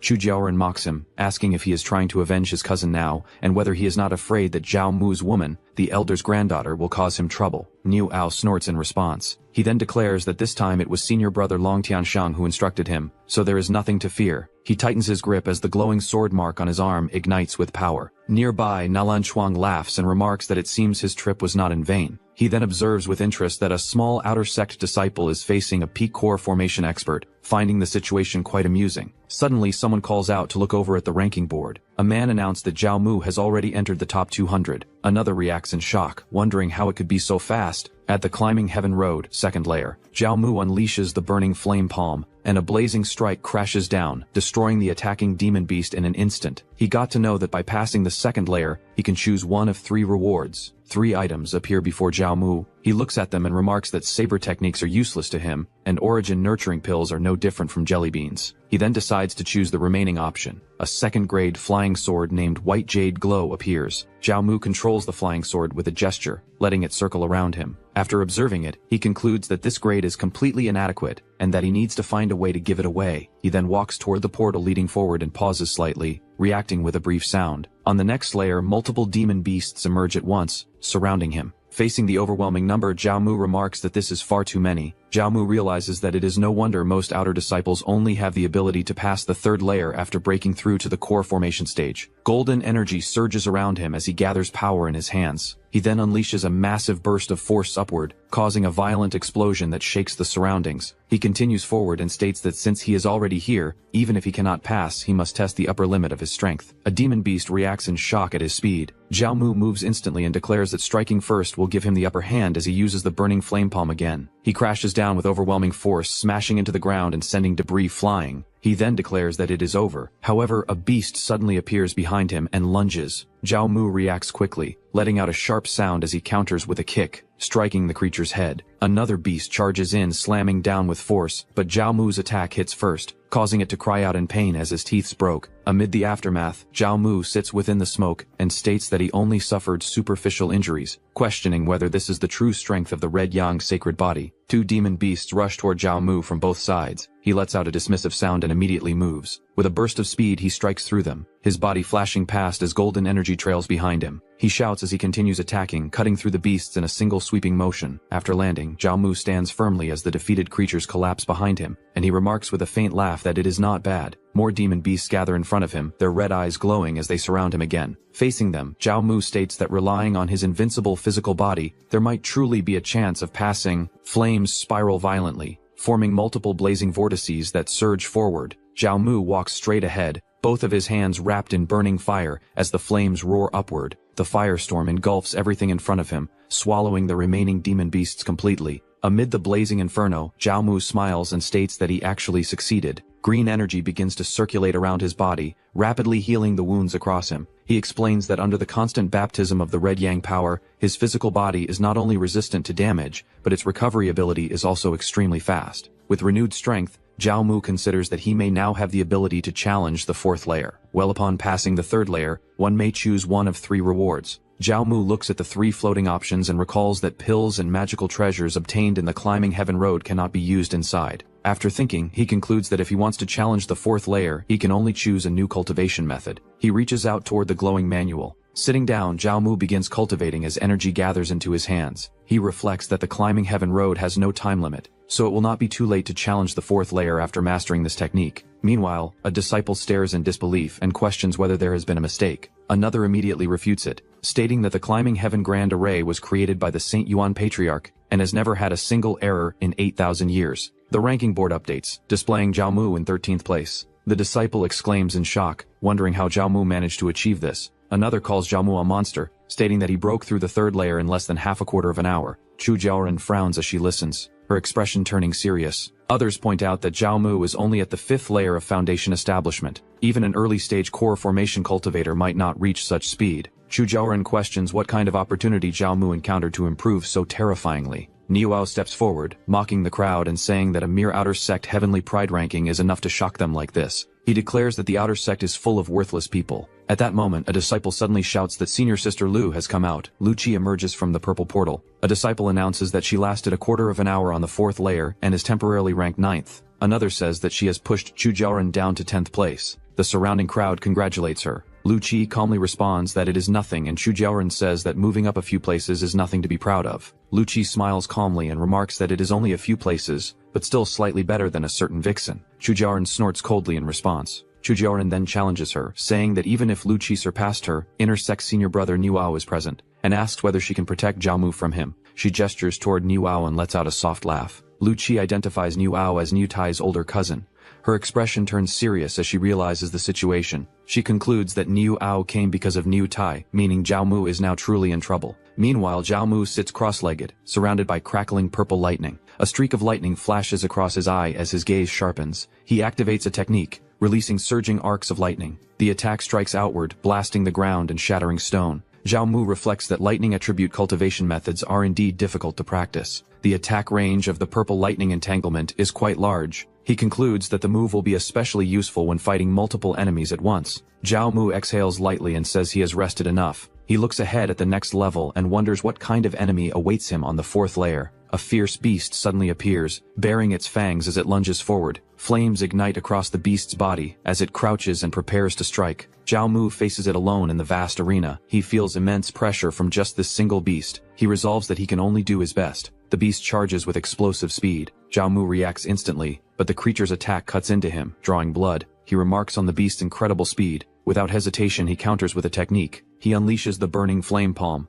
A surge of blazing energy erupts from his strike, slamming into the beast and exploding outward across the arena. Zhao Mu watches as the beast darts through the smoke at blinding speed. He realizes he cannot land a hit on it at all. He releases a surge of lightning, declaring that he will see if it can still run after being electrocuted. Purple lightning spreads across the ground, crackling outward. The beast is caught mid-air, its body wrapped in electricity. Zhao Mu declares that he has caught it. He gathers power in his palm and unleashes his strongest strike. Mid-attack, he realizes the creature can change direction in the air. The beast twists and evades, slipping past his strike. Zhao Mu states that the purple lightning entanglement is his true strongest move and that it cannot dodge at such close range. He drives forward again, lightning surging around his body. The beast bursts away at high speed, escaping the attack. Zhao Mu pauses, confused. A sudden strike lands on his shoulder. Blood splatters as the blow connects and his hand gets cut. His body trembles and he drops to his knees, clutching his wound. He lets out a faint laugh and admits this may be as far as he can go. He acknowledges the beast's victory. Systems suddenly rings out, stating that Zhao Mu fed himself to a demon beast, triggering a 10,000-fold return. Zhao Mu is startled and questions what just happened. A surge of energy bursts from his arm. Golden light rapidly spreads across his body. His flesh transforms, glowing with immense power. Flames erupt around him as his aura rises dramatically. His eyes sharpen, filled with newfound strength. The system announces that he has obtained the human emperor bloodline. Zhao Mu reacts in shock as he realizes the 10,000-fold return and the human emperor bloodline. his body surrounded by rising golden energy. Well, when heaven and earth were first created, 100 races rose together and warlords fought for dominance. The human race once fell into weakness and was nearly driven to extinction, with powerful monsters looming over them. At that critical moment, a group of unmatched experts emerged from the human race, standing against the overwhelming enemies. Their bodies and bloodlines are tempered to the absolute limit, gaining unmatched and invincible combat power, and they turn danger into safety, defeat powerful enemies, and continue the inheritance of the human race. He stands within the golden flames, clenching his fist as he believes that one day he too can walk upon the river of stars and eliminate all invading enemies. He stands below, surrounded by a blazing golden aura as debris lifts around him when he just checks his power while attacking. The beast notices him and reacts in alarm. Zhamu faces the beast calmly and asks if the little leopard still wants to keep playing. While the beast growls and steadies itself, the beast lunges forward with claws extended, but he remains composed and remarks that now it truly looks too slow. As the attack reaches him, Zhamu moves instantly and strikes, his motion blurring as he counters. The next moment his attack lands cleanly through the beast's body. The strike splits through it as blood scatters, ending the exchange in a single decisive blow. He exhales lightly as the smoke settles around him. Bypassing the fourth layer, he is allowed to choose one of 3 rewards: a 4th grade Windwalk pill, a 4th grade artifact Frostfall spear, or the black rank mid-grade technique Great Steel Cleaving Hand. Seeing them all, he finds them good but notes it is a pity he can only choose one, then casually decides to pick a pill and give it to someone else. He looks outward and remarks that it should have become quite lively outside by now. Outside, a man calls everyone to come take a look as Zhao Mu's ranking has changed again, announcing that Zhao Mu has become first place on the Outer Sect Heavenly Pride rank. Lucci reacts with surprise, expressing that Zhao Mu actually did it, and Chu Jiaran wonders how it is possible for him to be number 1 in the Outer Sect. Nuoao thinks that for someone to become number 1 in the Outer Sect at only the 5th layer of Foundation establishment, he will need to use his full strength to obliterate him later. At that moment, Zhao Mu appears within a swirling purple vortex, marked by sudden alert. Several powerful demonic beasts stand together, their presence looming heavily. He faces the group of towering demonic beasts and notes that 5 mid-stage core formation great demons appearing together feels a bit exaggerated. As their shadows loom with glowing red eyes behind him, he raises both hands casually and tells the big shots there is no need for them to make a move, as he already knows his own limits. A powerful strike suddenly cuts across his body as a beast attack, but he calmly adds that they should not be impatient. One of the demons reacts angrily. Zhao Mu smiles lightly and tells them to wait until he has the strength next time to come challenge them again,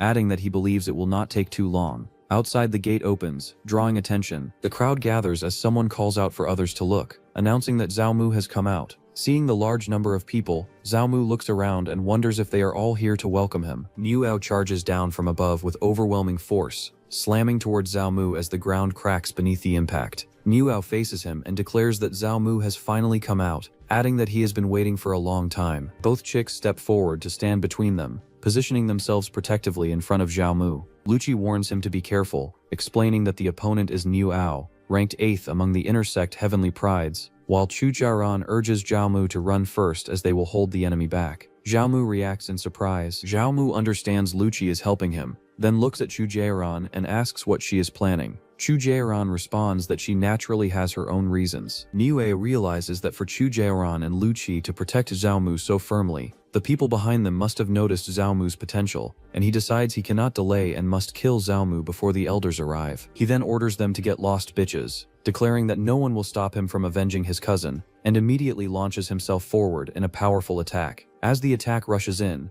Zhao Mu remains seated calmly, letting out a steady breath. He then states that the warm-up is complete, and expresses his intention to experience the strength at the peak of core formation. Zhao Mu surges forward, wrapped in golden light, and the power of the human emperor bloodline bursts out as he drives his fist straight into Nuoao. A massive explosion spreads outward from the impact, forcing everyone nearby to brace themselves. The onlookers are stunned, realizing this is truly the strength of the 5th layer of Foundation establishment, and that he can directly withstand the peak of core formation. They notice the radiance covering his body and begin to suspect its source. Nuoao immediately recognizes it as the human emperor bloodline. Zhao Mu presses his palm against Nuoao's attack and states that in a contest of strength, Nuoao might not necessarily be his match, leaving Nuoao shocked. Nuoao grows tense, thinking about how many secrets Zhao Mu is hiding, and admits he can no longer hold back. With a fierce shout, he launches another heavy strike downward, his power surging violently. Lucci shout for Zhao Mu to run quickly. Nuoao gathers his strength into the glowing blade from his chest and declares that Zhao Mu should die, stating that dying under this sword intent would be an honor. Zhao Mu is surrounded by golden radiance as his long hair whips upward, his expression steady while he raises his hand and gathers power, forming a sharp golden energy in front of him as he prepares to face the incoming strike. Niu Ao releases a burst of flames from his chest towards Zhao Mu, who leans back in shock as the attack reaches him. Zhao Mu steadies himself as fiery energy gathers around him. He realizes that this sword intent belongs to Long Tianxiang. Flames surge violently around Zhao Mu as he activates the human emperor bloodline, causing a bright eruption of energy from his body. He clenches his teeth and endures the burning force, urging himself to hold on. A blazing explosion spreads outward, sending debris flying across the ground. Chujaran and Lucci rush forward through the smoke as Lucci calls out to Zhao Mu, while Chujaran says it is no use. Chujaran narrows her eyes and explains that this is the sword intent of an Ascend Soul cultivator, and that someone at the Foundation establishment stage would likely have already been reduced to ashes, while she thinks there is no way to complete the task given by her master. Niu Ao walks forward through the smoke and declares that this is the consequence of blindly offending him. Lucci turns toward him in alarm and calls out to him. Zhao Mu coughs a few times as he stands before Niu Ao, while both baddies look at him in shock. Lubelid Zhao Mu smiles faintly and questions if this is the sword intent of that brat Long Tianxiang. Zhao Mu walks forward from the smoke with blood covering his body and coughs repeatedly, stating that it seems to be nothing more than this. Niu Ao turns toward him in shock and questions how it is possible that he is still alive, while Lucci looks on and reacts. Niu Ao's expression hardens as flames ignite around his arms, and he declares that since Zhao Mu is at the end of his fight, he will finish him right now. He lunges forward at high speed toward Zhao Mu, while Lucci looks back in alarm. Lucci suddenly dashes forward with a surge of blue energy and moves to intercept him, shouting for him to stop right there. Niu Ao roars and pushes forward, telling her to get out of his way as he charges through with force, knocking her aside. He continues rushing ahead with power and shouts for Zhao Mu to die as he raises his flaming fist to strike. Zhao Mu looks up at the incoming attack and realizes his body has no strength left to move. A pillar of purple energy suddenly crashes down, striking Niu Ao and forcing him to the ground. Niu Ao struggles within the purple energy and demands to know who dares to stop him. Saintess, surrounded by purple aura, descends from above and declares that it is her, then looks down calmly and asks if he has any objection. Niu Ao drops to his knees under the pressure of the purple energy, trembling as he struggles and declares that a disciple would not dare, while he wonders why Lady Saintess would appear here. People greet Lady Saintess with respect. Saintess looks toward Zhao Mu and remarks that he has made her see him in a new light, while Zhao Mu lets out a faint sound. She explains that as the number one of the outer sect Heavenly Pride, although it is not a title worth showing off, with his current cultivation he was able to reach that step, making him the only one in the history of the Saint Yuan demon sect, while Zhao Mu responds that it was just a fluke. Saintess then asks Zhao Mu if he is willing to take her as his master, extending the offer directly. Another person appears, stating that an absolute human race Heavenly Pride has appeared in the outer sect, and demands to see immediately. Several elders rush forward through the air as one warns Zhou Silong not to even think about fighting for him, saying he has waited hundreds of years for a human race Heavenly Pride, while another declares he does not care and insists the disciple must be his hun, and a third tells them not to get cocky just because he is not fighting, and says he is only giving face. Two onlookers watch in confusion and ask who these old men are, then are told not to speak carelessly as they are the human race elders of the Saint Yuan demon sect. A man surrounded by purple aura steps forward and is identified as the fifth elder, Zhou Silong, an array master with transcendent attainments, as he argues that the human race has finally produced a peerless Heavenly Pride and questions how the demon race could take him. Another elder surrounded by green aura introduces himself as the seventh elder, Fan Deng, stating that although his strength is not outstanding, he is a renowned alchemist, and he proposes that since she has already taken another disciple, she should leave this human race Heavenly Pride to him. The third elder surrounded by red aura steps forward as the third elder, Dugujan, declaring that in this cultivation world strength is everything, and that if Zhao Mu becomes his disciple, he will provide a full set of artifact armor of the 7th grade or higher, and pass down his lifelong learning, the battle heaven and earth art. One person explains that in the past, Du Gujan relied on the heaven and earth battling technique to fight his way into the deepest part of the ancient absolute forbidden ground, and secured the position of third elder. Several onlookers gather and remark that the Saint Yuan demon sect has a total of 4 human race elders, and now all of them have come at once, while others comment that Zhao Mu is truly heaven-defying, and that becoming a personal disciple in one step is enviable. Saintess stands before Zhao Mu as the elders surround him, offering rewards and asking him to choose a master, while Zhao Mu hesitates and is told that choosing a master is the most important thing in the cultivation world. Zhao Mu pauses, then suggests how about taking them all. He smiles lightly, while the 3 elders fall silent in response. Saintess calmly states that she has no objections and that it depends on what the three elders think. The three elders react as one explains that the array path requires massive time to study, another says combat ability needs constant practical training, and another adds that becoming a master alchemist requires long-term accumulation without distraction. Zhao Mu clenches his fist and says that since the three elders value him so highly, he cannot let them down, and proposes spending 3 days studying under each of the three elders respectively. He adds that if he can meet the elders' expectations in the shortest time, it will prove he can handle all three simultaneously, while the elders look on in silence. Saintess smiles and decides to settle it that way. She then turns and begins to leave, stating that she will take Niu O away and will give an explanation later, while Zhao Mu expresses thanks to Lady Saintess. She departs with Niu O. Zhao Mu watches her and remarks that this Lady Saintess is quite kind-hearted after all. He then calls out that in the future, if she needs help with cultivation, he will not be stingy. Saintess pauses, slightly flustered, and says they will talk about it later. Zhou Xilong intervenes, telling Zhao Ma to stop being absent-minded and to follow him to cultivate arrays first, while Zhao Ma agrees. From a distance, Zhao Ma calls out to Lucci, reminding her to be careful since the Tian Shang is very strict, and Lucci responds that she will be careful. The crowd watches as Zhao Mu is taken away, their expressions tense. Lo, a young man, thinks that the one who captured Zhao Mu is a demon cultivator, and it is feared that he may no longer be able to remain in the Saint Yuan demon sect. He reflects that his family is still within the sect, and that there is no way for him to escape. He recalls the great Xia dynasty, where his family once lived, now targeted by neighboring dynasties and on the verge of destruction, and thinks that if his family can protect the dynasty, it would be equivalent to helping him. He dismisses the thought, deciding to explain things later, then flies overhead wrapped in red energy, drawing attention from those below. The scene shifts to Profound Array Peak, where a purple trail cuts through the sky toward a floating mountain. Zhao Mu arrives with the elder in a valley filled with formations. The elder Zhou Xilong explains that this is his array valley, where 30,271 arrays have been constructed,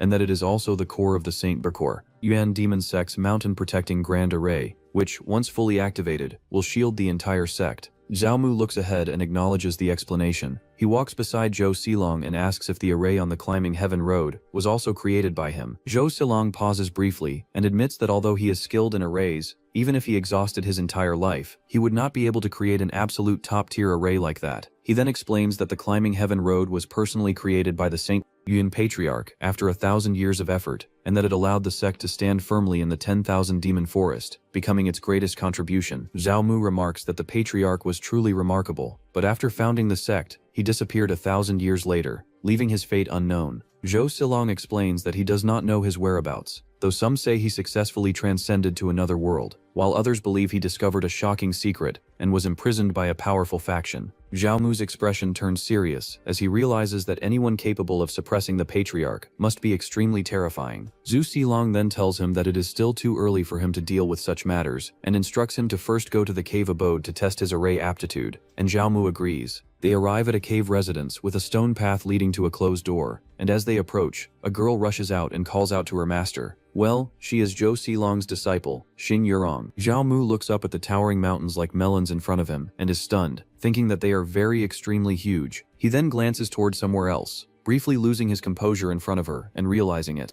Zhou Xilong gestures toward Zhao Mu and introduces him to Xing Yurong as her junior brother. He then introduces Xing Yurong to Zhao Mu, explaining that although her cultivation is not high, she is a rare divine rune prodigy. Zhao Mu greets her respectfully, and she acknowledges him with a faint response. Zhou Xilong then states that he has matters to attend to, and asks her to first guide Zhao Mu through the basics of an array master. As he speaks, light gathers around him, and he disappears, leaving Zhao Mu momentarily confused. Xing Yurong turns and tells Zhao Mu to follow her, and he agrees as they head inside. Inside, she raises her hand and summons a small flame-like object. Zhao Mu watches and asks what it is. She explains that it is a divine rune disc, and instructs him to hold it and place it between his eyebrows, telling him not to look with his eyes but to feel it with his heart. Zhao Mu follows her instructions, pressing it to his forehead. His eyes close as glowing patterns spread across his face, and a large golden formation appears around him, surrounding his body. Xing Yurong then stops him, saying that is enough, and asks him what he saw just now. Zhao Mu stands thinking and explains that he saw a large disc with peculiar symbols on it. She looks at him with slight interest and asks him again how many symbols he saw. She crosses her arms and silently evaluates him, realizing he was able to visualize the divine runes so quickly, and noting that he must have some talent. Zhao Mu pauses and admits that he forgot to count carefully, then estimates that there were about 1,000, or slightly more, but definitely not exceeding 2,000. Xing Yurong is startled, her expression changing in shock at his answer.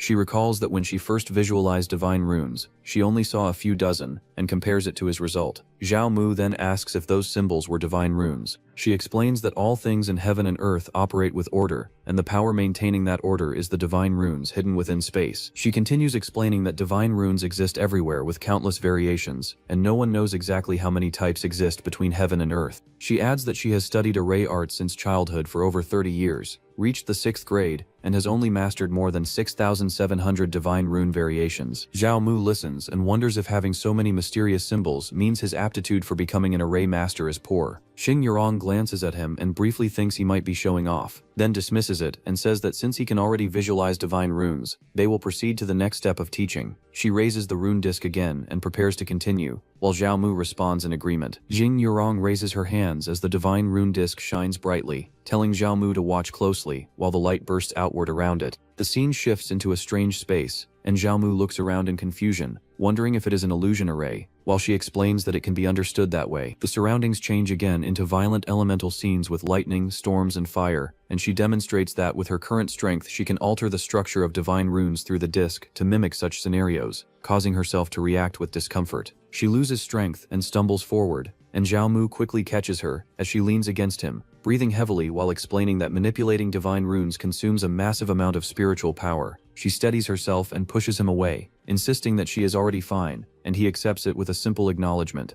She continues by explaining that although she has strong attainment in arrays, her cultivation aptitude is lacking, leaving her stuck at the peak of the foundation establishment realm, while Zhao Mu questions whether breaking through to the core formation realm should not be difficult, and mentions the Chaoyuan pill that helps cultivators form their cores. She responds that she has already tried even a 6th grade Chaoyuan pill, but it is ineffective, revealing that her purple mansion is damaged and her core veins cannot gather properly, and concludes that unless she obtains an 8th grade origin gathering pill, she has no hope of breaking through. Zhao Mu listens with a thoughtful expression, then calls out to her and suggests that if he could help her obtain an origin gathering pill, causing Xing Yurong to turn toward him in confusion as he smiles slightly and asks how she plans to repay him. Xing Yurong steps close and presses against Zhao Mu, declaring that if he can get her an 8th grade origin gathering pill, then no matter the cost, she will do whatever it takes to repay him. She suddenly pauses in surprise as Zhao Mu stops her, and he tells her that she should understand such a pill cannot simply be bought with money. She hesitates, then with a flushed face struggles to continue, insisting that if that is still not enough, she will sell herself to him.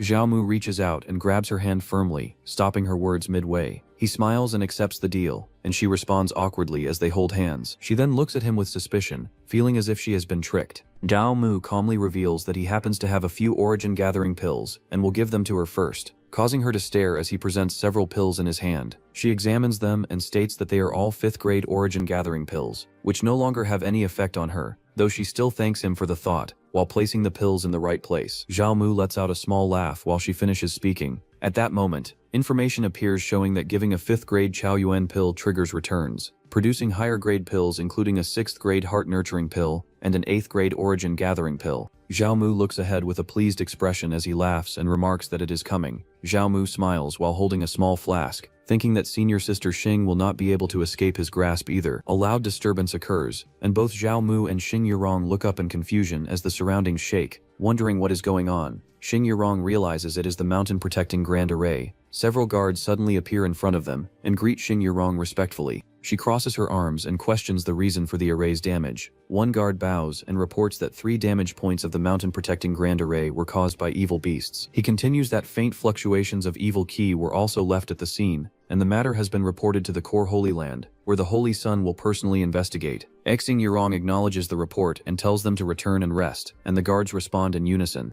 As they leave, Zhao Mu asks if something happened, and Xing Yurong walks ahead while explaining that it is nothing more than demons and evil spirits causing trouble, which is common in the Saint Yuan demon sect. Zhao Mu questions how, despite the Saint Yuan demon sect being a demonic faction, there can still be evil spirits causing trouble within their own camp. Xing Yurong explains that the Shenwu continent has long been divided between the human race and the demon race, with both sides opposing each other. She explains that in such an environment, the position of the Saint Yuan demon sect is quite awkward. She adds that they are neither recognized by the demon race nor trusted by the human race, and many humans see the sect as a thorn in their side. Zhao Mu reflects that if humans and demons coexisted peacefully within the sect, that would instead be strange. The scene shifts to a courtyard with a hot spring. Xing Yurong says the exhaustion was too much, and that she will go upstairs to rest before continuing to teach him. Zhao Mu agrees. She tells him he can wander downstairs freely, but is not allowed to go upstairs. Sheng Yurong heads up the stairs, leaving Xiaomu alone. Xiaomu watches her leave and thinks that soon she will be the one asking him to go upstairs. He then decides to rest as well. He stretches by the hot spring and relaxes. Moments later, he is shown lying in the water, enjoying himself. He remarks that disciples of the Saint Yuan demon sect truly know how to enjoy life, with hot springs even in their courtyards. He then opens the system interface and checks his status. He still has 7 million spirit stones, but it is far from enough for his cultivation. He calculates that to break through to the late layer of foundation establishment, he still needs another 100 million spirit stones. He then thinks that with the backup of 3 elders and Lady Saintess, Long Tianxiang would not dare to touch him. He then decides to become stronger, and the first step starts with Xing Yurong. When he tries to go upstairs, golden array swords surround him as he looks up toward the upper floor, while Xing Yurong questions what he is trying to do. He looks at her and explains that he was only curious about what was upstairs, mentioning a pleasant fragrance and asking her not to blame him. Xing Yurong, standing above while bathing, looks down at him and tells him that she already knows what he is thinking,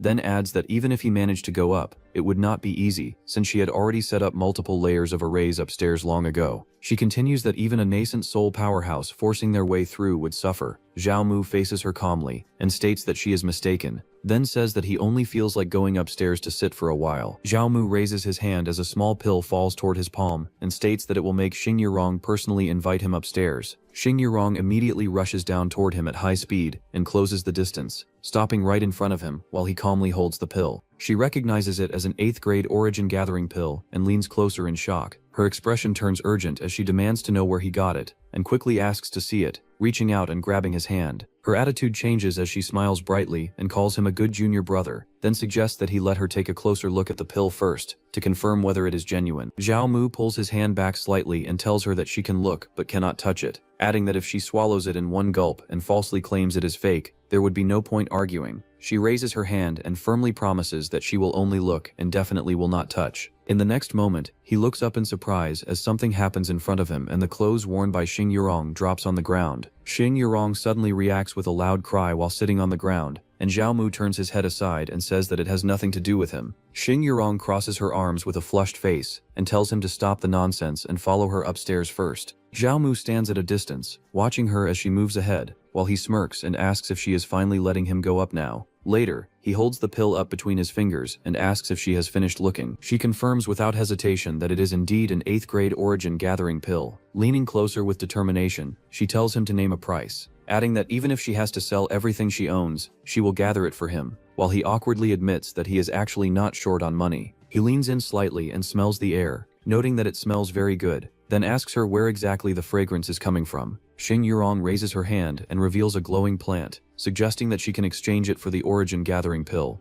Zhao Mu folds his arms and tells her she should not take advantage of him like this, saying that no matter how fragrant the orchid is, it could not be more valuable than the origin gathering pill. She calmly explains that it is not an ordinary orchid, but an azure orchid fairy Lingji, an extremely rare spirit herb. She continues that her father obtained it by chance while exploring an ancient secret realm for her, and that a 7th elder personally appraised it as an 8th grade spirit herb still in its growth phase, adding that once it matures, it will surpass spirit herbs and become a priceless treasure. Zhao Mu looks at the plant in surprise and repeats that it is a precious herb. Xing Yurong then asks how about it, proposing that if he agrees to the exchange, she can also add an extra 50 million spirit stones as a bonus. While he pauses in thought, Zhao Mu sits calmly with a slight smirk, thinking that the azure orchid fairy Lingji is already enough for an exchange, but seeing her anxious look, he considers squeezing out a few more benefits. He raises his hand slightly and explains that although the azure orchid fairy Lingji is a good item, the cost to cultivate it into a precious herb would not be small, adding that even after waiting hundreds of years, it might not necessarily reach maturity. Xing Yurong reacts in surprise, then frowns and admits that he is not wrong, acknowledging that waiting for it to fully mature would indeed take a long time. She lowers her head slightly, then looks up and proposes adding more benefits, while he turns toward her and asks what benefits she is referring to. She hesitates briefly, placing a hand against herself as if making a decision, then says she will give her bra to him as well. Zhao Mu raises his hand in surprise and questions what kind of person she takes him for, reacting to her sudden offer. Xing Yurong quickly corrects him,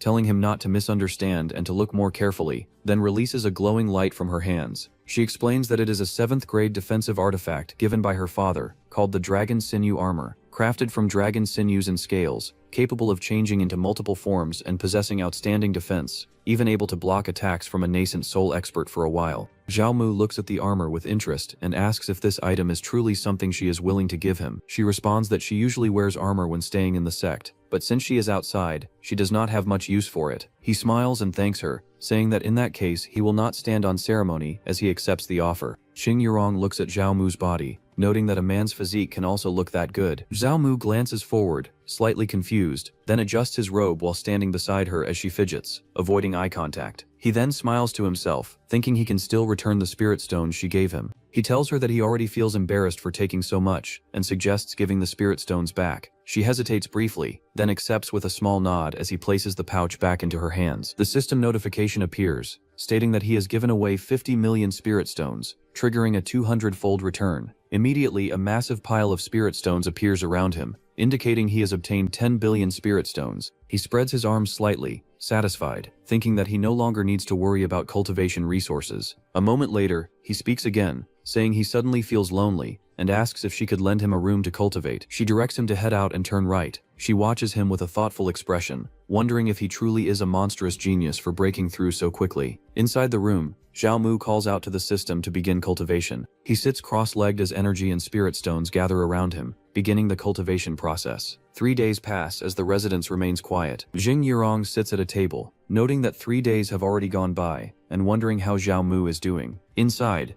Zhao Mu sits cross-legged as golden energy surrounds him, his body steady while the power continues to gather. The energy intensifies, rising sharply around him as his muscles tighten and he pushes forward. A breakthrough occurs as he reaches the 8th layer of foundation establishment. Zhao Mu stands with a calm expression, reflecting that even 10 billion spirit stones were only enough to bring him to this level, and that the effects of his constitution are extremely strong. Zhou Xilong appears before him and asks if he has broken through again. Zhao Mu turns in surprise and immediately greets his master respectfully. He explains that Xing Yurong taught him many basics about arrays, and that he can already sense the fluctuations of divine runes. Zhou Xilong dismisses this, indicating that it is not what he is referring to. Zhao Mu looks at him and asks what he means. Zhou Xilong then brings up Xing Yurong, asking what Zhao Mu thinks of her and whether he likes her. Zhou Mu reacts in shock at the sudden question. Zhou Xilong calmly remarks that there is no need to be surprised, and states that Xing Yurong's background is not simple. Xing Yurong comes from the depths of the 10,000 demon forest, and belongs to the King Bear clan, while her father is a powerful expert at the transcending tribulation realm, with great influence among the demon race.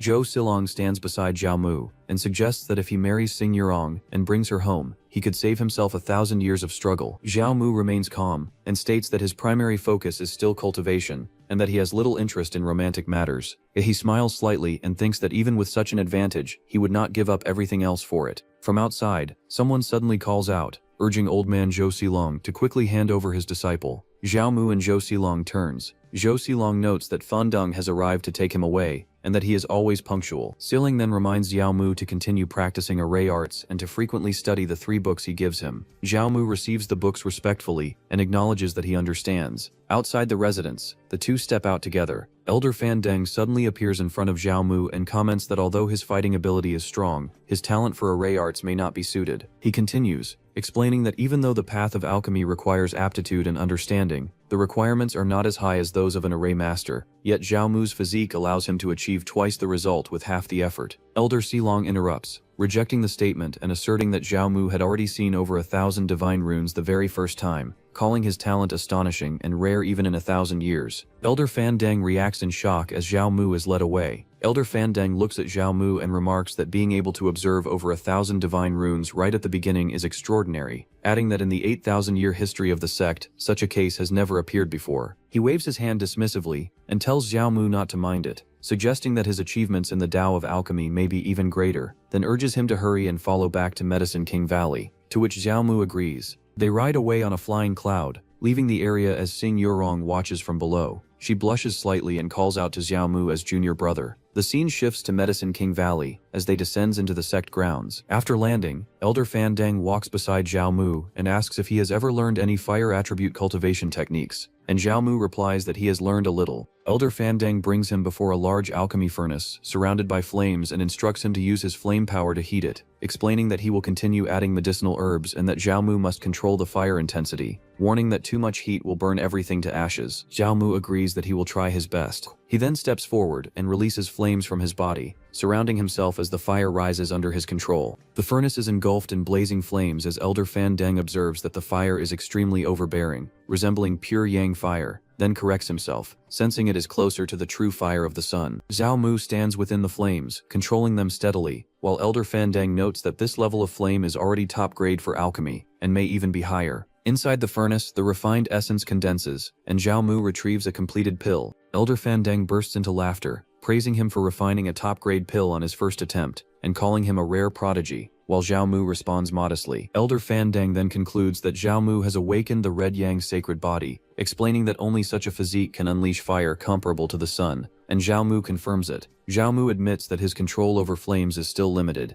as he only knows basic techniques. Elder Fandang dismisses the concern and explains that Medicine King Valley excels in fire attribute techniques, then tells Zhao Mu to follow him to choose some suitable methods. Zhao Mu agrees and follows. They arrive at the scripture pavilion, where Zhao Mu observes the vast number of pills stored, and Elder Fandang explains that these are only a portion of the newly refined low-grade pills, while higher-grade ones are kept in the treasure pavilion within the core Holy Land. Elder Fandang then raises his hand and several glowing manuals float in the air as he explains that these are all Earth-rank techniques, and tells Zhao Mu to choose directly, noting that lower black and yellow rank techniques are not worth considering. Zhao Mu receives them and expresses his thanks. He looks through the manuals, listing Chen Fire Demon Art, Crimson Flame Tyrant Scripture, Blood Rainbow Earth Abyss Fire, Azure Sun Vegetation Art, and Endless Life Art, then admits he wants all of them but knows taking too many is not wise. He evaluates the Crimson Flame Tyrant Scripture as a pure fire technique that is powerful but too aggressive for alchemy, while the Endless Life Art shares similar principles with alchemy and can also help recover from injuries. He decides to choose these two techniques. Elder Fandang nods and tells him it is not a bad thing for cultivators to be fond of combat and bravery, but warns that if a certain reckless person tries to lure him into the 10,000 demon forest for experience, he must not believe it.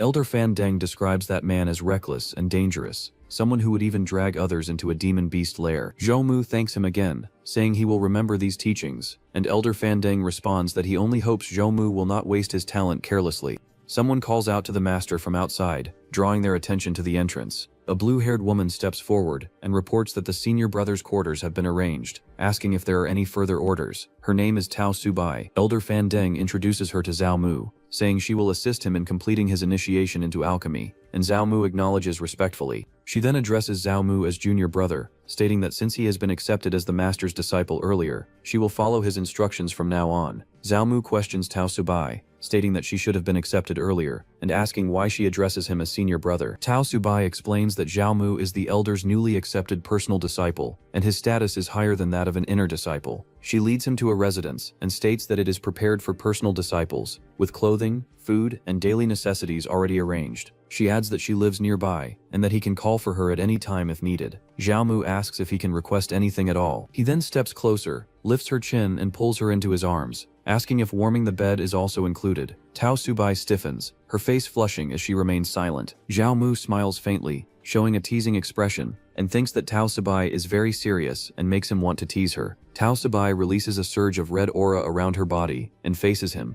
telling him not to speak nonsense while addressing him as senior brother. Zhao Mu pauses with a puzzled look as he reacts with confusion. She continues, maintaining her stance, and explains that although she calls him senior brother, in terms of strength she could easily crush him to death with one hand. Zhao Mu stiffens under the pressure and hurriedly backs off, explaining that he was only making a joke. He then walks behind her while observing her aura, realizing that the aura she emits is stronger than that of a half-step nascent soul cultivator, which indicates that she is already at the nascent soul stage. The two walk forward through the courtyard together. Tao Subai moves ahead calmly and adds that if there is anything else he lacks, he should remember to tell her. Zhao Mu waves his hand casually and responds that there is no problem. He looks around the surroundings and notes that the overall environment is quite good, and the prepared items are very complete. He then takes out a book labeled Pill Catalog and opens it. While reading, he notes that although it is only a first-grade pill, the recipe is extremely complex. Zhao Mu stands in front of the alchemy furnace and raises his hand, deciding that reading is not as useful as practicing, and treats this as a good opportunity to practice the 2 cultivation techniques he obtained earlier. He activates the furnace and directs energy into it, then places the medicinal herbs inside as flames surge and engulf them. He focuses his expression and circulates 2 techniques at once, using the Crimson Flame Tyrant scripture and the Endless Life art as red and green flames intertwine around his body. He extends both hands toward the furnace and releases power, heating the alchemy furnace as the flames intensify. He then concentrates and adjusts his control, trying to stabilize the heat. Inside the furnace, the herbs burn and swirl within the flames as they are refined. The energy condenses further, forming several round pills that take shape within the fire. Zhao Mu lowers his hand and gathers the finished pills, observing them calmly. He looks at the result and notes that although the appearance is not very beautiful, successfully refining it on the first try is already quite good. Elsewhere, Elder Fandeng looks down at Zhao Mu displayed before him, watching him in silence. He strokes his beard while looking at Zhao Mu and acknowledges that he is a prodigy, possessing extraordinary talent in both array arts and alchemy at the same time. Suddenly, Elder Dugu comes and speaks about Zhao Mu being able to pass the 4th layer of the Climbing Heaven Road with only Foundation Establishment cultivation, considering his combat talent outstanding, and adds that he is even more interested in seeing his performance after he enters the Blood Battle Hall. While Elder Fandeng responds with a dismissive snort, they continue discussing as Elder Fandeng explains that although the human race has more talent in alchemy and array arts than the demon race, they are still inferior in physique and bloodline, then expresses hope that Zhao Mu's appearance can change the situation for human cultivators, who have long endured this disadvantage. 3 days pass. Zhao Mu breathes heavily with sweat on his face, and states that he has practiced almost enough. He sits near a pile of refined pills and examines them, noting that most are ordinary first-grade pills, while a few have decent quality, concluding that this level should be acceptable. He suddenly turns his head toward a nearby building, sensing something. Tao Subai walks forward holding a tray with a bowl, and informs him that she has prepared a special spirit porridge made from Medicine King Valley ingredients, explaining that it can replenish spiritual ki and stamina. Zhao Mu takes the bowl from her tray and says that he happens to be depleted of spiritual ki, thanking her for the spirit porridge, while she softly acknowledges. She looks down in surprise toward the refined pills. Standing among the piles of pills, she asks if all of them were refined by him, and Zhao Mu confirms that they were. While eating, Zhao Mu comments that the appearance seems a bit poor, then explains that the firepower of his pure yang constitution is too fierce, making the heat difficult to control. She looks at him with suspicion and wonders if he is showing off. She then states that for him to become Elder Fandeng's legacy disciple, he is indeed an alchemy prodigy, but adds that he should not ask her questions about alchemy, since she is not an alchemist, which surprises Zhao Mu. He observes her silently and notes that although she is not an alchemist, she is in Medicine King Valley and possesses profound strength, concluding that she must have her own story. Zhao Mu recalls that he had offended her before, and admits that he has not yet had the chance to apologize. He speaks politely and offers a small token of apology, asking her not to refuse, which causes her to react in surprise as he presents it. The system appears and reports that Zhao Mu gave away a 4th-grade window walk pill, triggering a 1,000-fold return and obtaining a 7th-grade window walk pill. It then reports that he also gave away 30 4th-grade foundation establishment pills, triggering a 300-fold return and obtaining a 7th-grade spirit gathering pill. Zhao Mu smiles, thinking that with both appearance and strength, the returns are indeed high, and that he should come here more often in the future. While she looks at him with confusion, Elder Fandeng calls out for good disciple to come out, drawing their attention. Zhao Mu greets the master respectfully, but Elder Fandeng tells him there is no need for formalities, and states that he has observed his progress over the past few days. Elder Fandeng then says that Zhao Mu will go to the Blood Battle Hall with Dugu Zhan. Elder Dugu appears and calls Zhao Mu over, while Elder Fandeng stands beside him. Zhao Mu asks what happened, and Elder Dugu explains that he has been dealing with some trouble recently, and that the area around the sect has not been peaceful. Then he states that the demon race in the 10,000 demon forest has begun to stir again. He had originally planned to take Zhao Mu to the forest for experience, but now it is not appropriate. Zhao Mu recalls that demonic entities had been trying to destroy the sect's grand array, and that today's situation requires Elder Dugu to handle it personally. Elder Dugu tells Zhao Mu to follow him to the Blood Battle Hall, and Zhao Mu agrees while thinking that the sect has indeed not been peaceful lately. Zhao Mu clasps his hands and says that he will take his leave first, his body surrounded by a blazing aura as he rises and departs, while Elder Fandeng tells him to go and mentions he will enter seclusion for the next few months to refine pills, adding that Zhao Mu can look for Tao Subai in Medicine King Valley if needed. Tao Subai says that the master has found a legacy disciple who is a rare genius seen only once in 10,000 years, and Elder Fandeng responds that his judgment is naturally not bad. The Blood Battle Hall have a long history since the founding of the sect.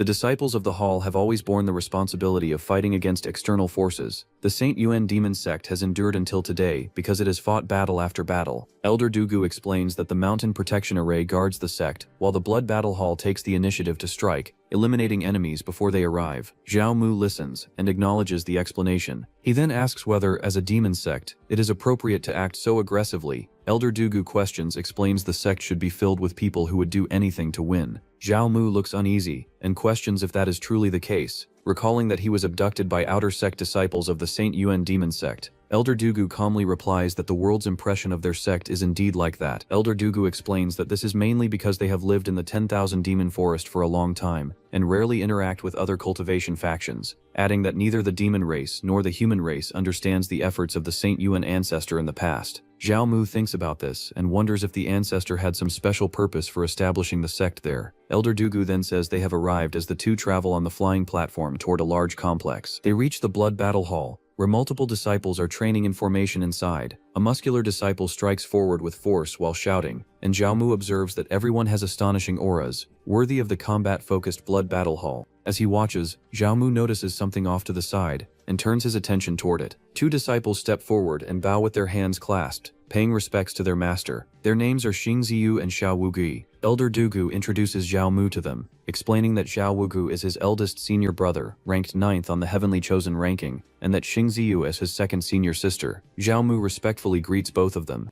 Elder Dugu then instructs Xiao Wugu to come with him to fetch the Wuji bell. Xiao Wugu hesitates and questions whether using the Wuji bell is really necessary. Elder Dugu responds sternly, implying that his personal disciple must be tested with the Wuji bell and should not lack the talent for it. Xiao Wugui immediately backs down, saying he will go fetch it right away. As he leaves, Xiao Wugui lets out a dissatisfied snort. Zhao Mu feels confused and wonders if he has offended Xiao Wugui. Xingzia reassures him not to mind it, explaining that Xiao Wugui simply has a bad temper. She then moves closer to Zhao Mu and mentions that she heard he possesses a pure yang body, catching him off guard. She leans in and teasingly asks if he is especially powerful in that aspect too, causing Zhao Mu to react in shock and embarrassment. When Zhao Mu questions her behavior, Xing Ziyue lightly laughs and says that she is just curious about what his pure yang body feels like. She smiles and states that it is a pity, as she is already a married woman, adding that Zhao Mu is a step too late. Zhao Mu blushes deeply, sweating nervously as he gulps to see her curves. Trying to respond, he comments that she looks young despite being married so early. Xing Ziyue explains that she is already around 200 years old and has been married more than once. At the same time, Bro realized he was trying to hit on a granny. Xing Ziyue then adds that her fate is to bring misfortune to her husbands, revealing that her previous 9 husbands all died early. Zhao Mu thinks to himself that a woman whose 9 former husbands all died consecutively is likely a dangerous omen. Xing Ziyue suddenly pulls him closer, pressing him against her as she teases him, telling him not to be shy and that she is only joking. She then claims that she is only 27 and still a pure maiden. Zhao Mu awkwardly laughs and remarks that his senior sister truly enjoys joking around, then inwardly thinks that now he can hit on her with full dedication. He then forces a faint smile while sweating, thinking that not a single word from his second senior sister can be trusted. A sudden surge of golden light erupts as a massive bell appears, radiating power while 2 people stand illuminated near it. Xing Zia places a hand on Zhao Mu's back as both look up at the glowing bell in surprise. Elder Dugu arrives surrounded by a golden aura and tells Xing Zia to stop teasing her junior brother, and she immediately agrees. Zhao Mu stands before the bell and asks what the Wuji bell is used for. Elder Dugu explains that the Wuji bell is a spoil of war obtained from an ancient secret realm, and although incomplete, it still retains the power of a first-grade Dao artifact. He continues that while it can no longer be used for combat,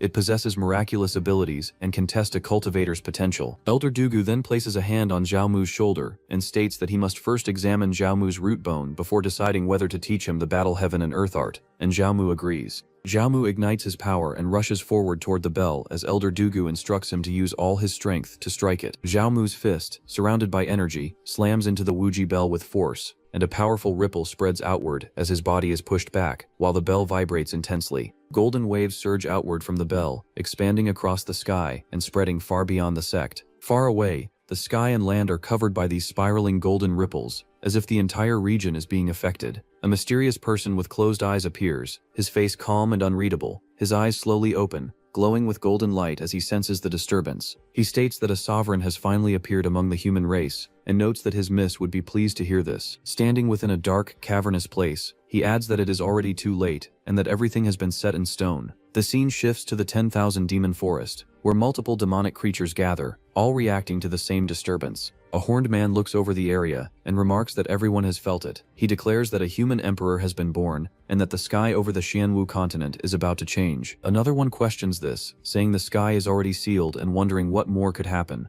The horned man stands above the others, and one of them says to go pay respects to the ancestor before returning to seclusion. He then mentions that the ancestor should have sensed the disturbance as well, and questions whether any instructions have been given. Another one responds that he does not dare disturb the old ancestor, and tells him to ask personally if he wants to know. The horned man suddenly orders silence. He then gives an order to send members from each faction to investigate the situation on the plains, and the others immediately agree. Back at the sect, Zhao Mu remains standing with his body still surrounded by a golden aura as he asks if this is acceptable. Elder Dugu watches him silently for a moment. After observing, he says it is acceptable, and notes that Zhao Mu has caused a huge commotion, wondering how extraordinary his talent and aptitude are. Nearby, Ziyue remarks that even Wogui's previous results were not this strong, and implies something is different. Wogui says that this is because he was not going all out. Elder Dugu states that there is no need to test Zhao Mu any further, and decides that from now on, Zhao Mu will cultivate the battle heaven and earth art under his guidance. Zhao Mu accepts the decision. Elder Dugu explains that the battle heaven and earth art is not just techniques, but a fighting spirit and a state of mind. From now on, Zhao Mu must pay close attention to the changes in Elder Dugu's aura,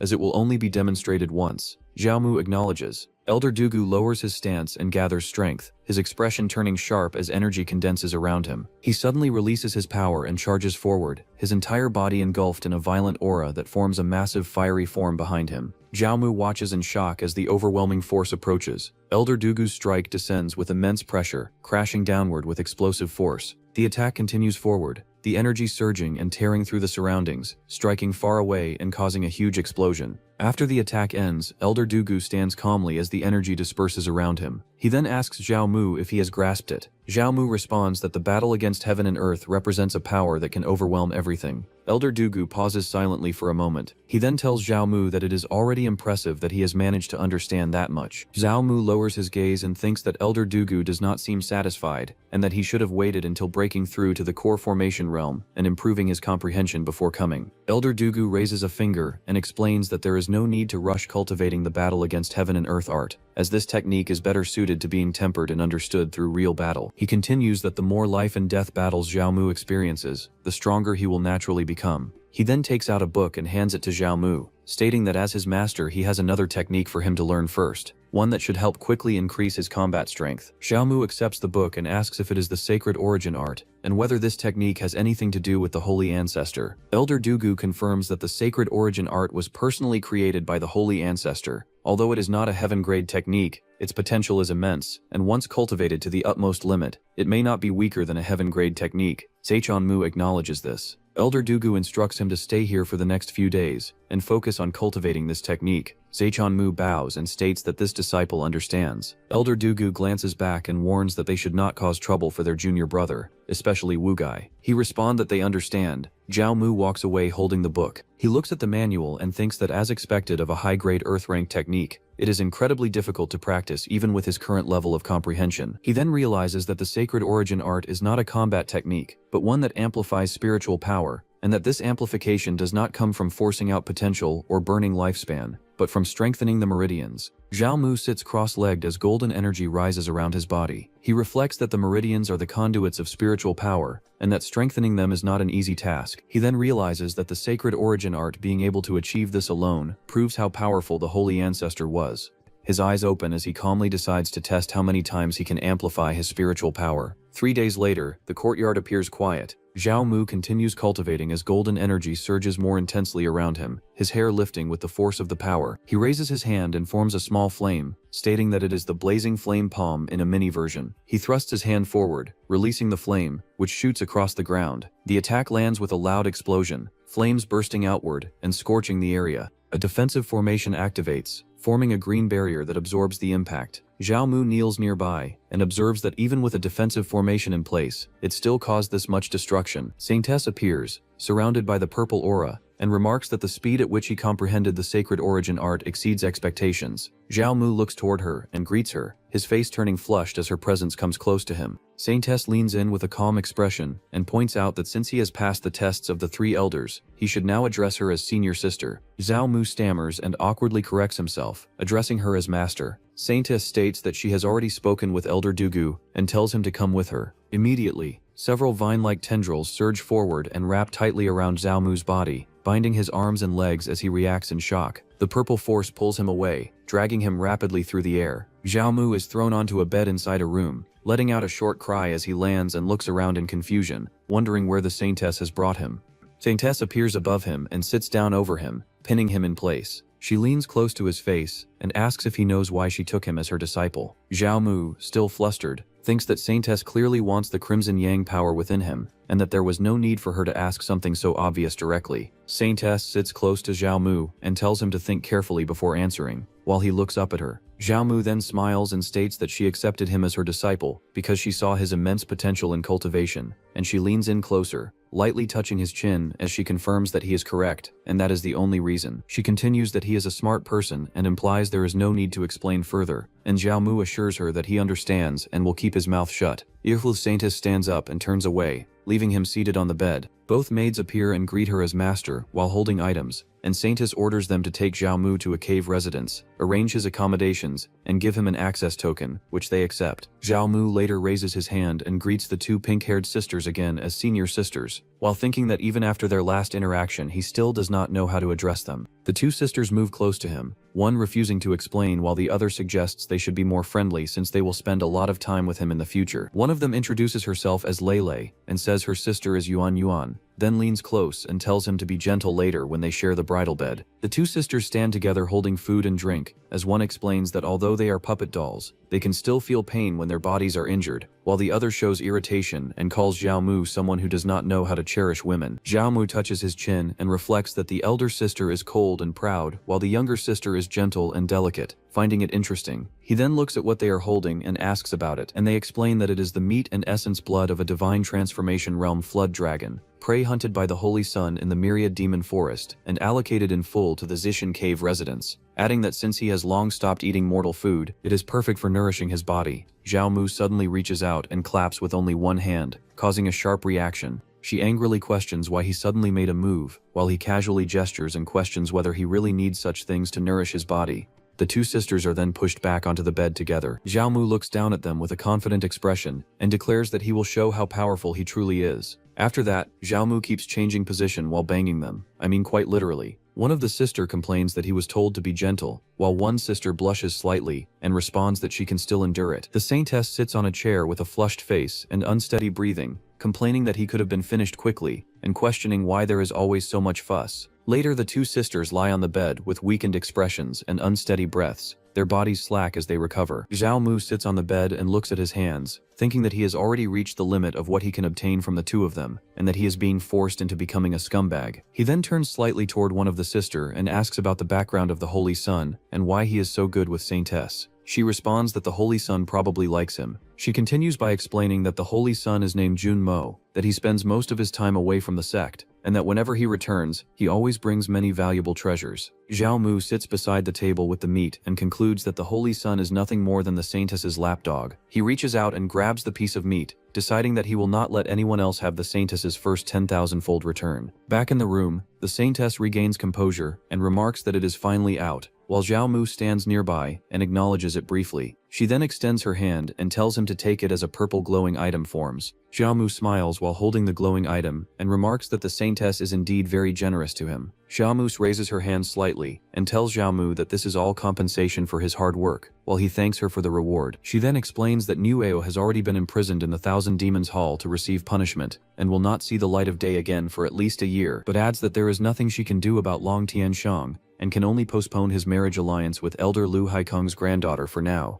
Zhao Mu looks to the side and questions whether even Saintess cannot shake Long Tianshang's position. Saintess calmly responds that whether he is satisfied or not, this is the only outcome he can accept for now, and Zhao Mu acknowledges that he understands. He clenches his fist and declares that he will personally avenge this grudge. Saintess then dismisses him, telling him to leave and to remember to come at least 3 times a month, and he agrees. She reminds him not to forget and warns him not to die before she has drained him dry, while he reacts with a faint smile. After leaving, Zhao Mu walks along a cliffside path and stretches his arms, thinking that obtaining the Saintess's first 10,000-fold return is getting closer. He then looks over the land and states that now that he is a direct disciple, it is time to choose a piece of land within the intersect and build his own blessed cave abode. As he stands at the edge, someone suddenly calls out for him to stop, and he pauses before turning slightly in response. A horned woman steps forward, confronting him directly, asking if he is Yao Mu. Zhao Mu looks at her and calmly confirms his identity, then asks how she is related to Niu Ao. The woman introduces herself as Niu Yulan,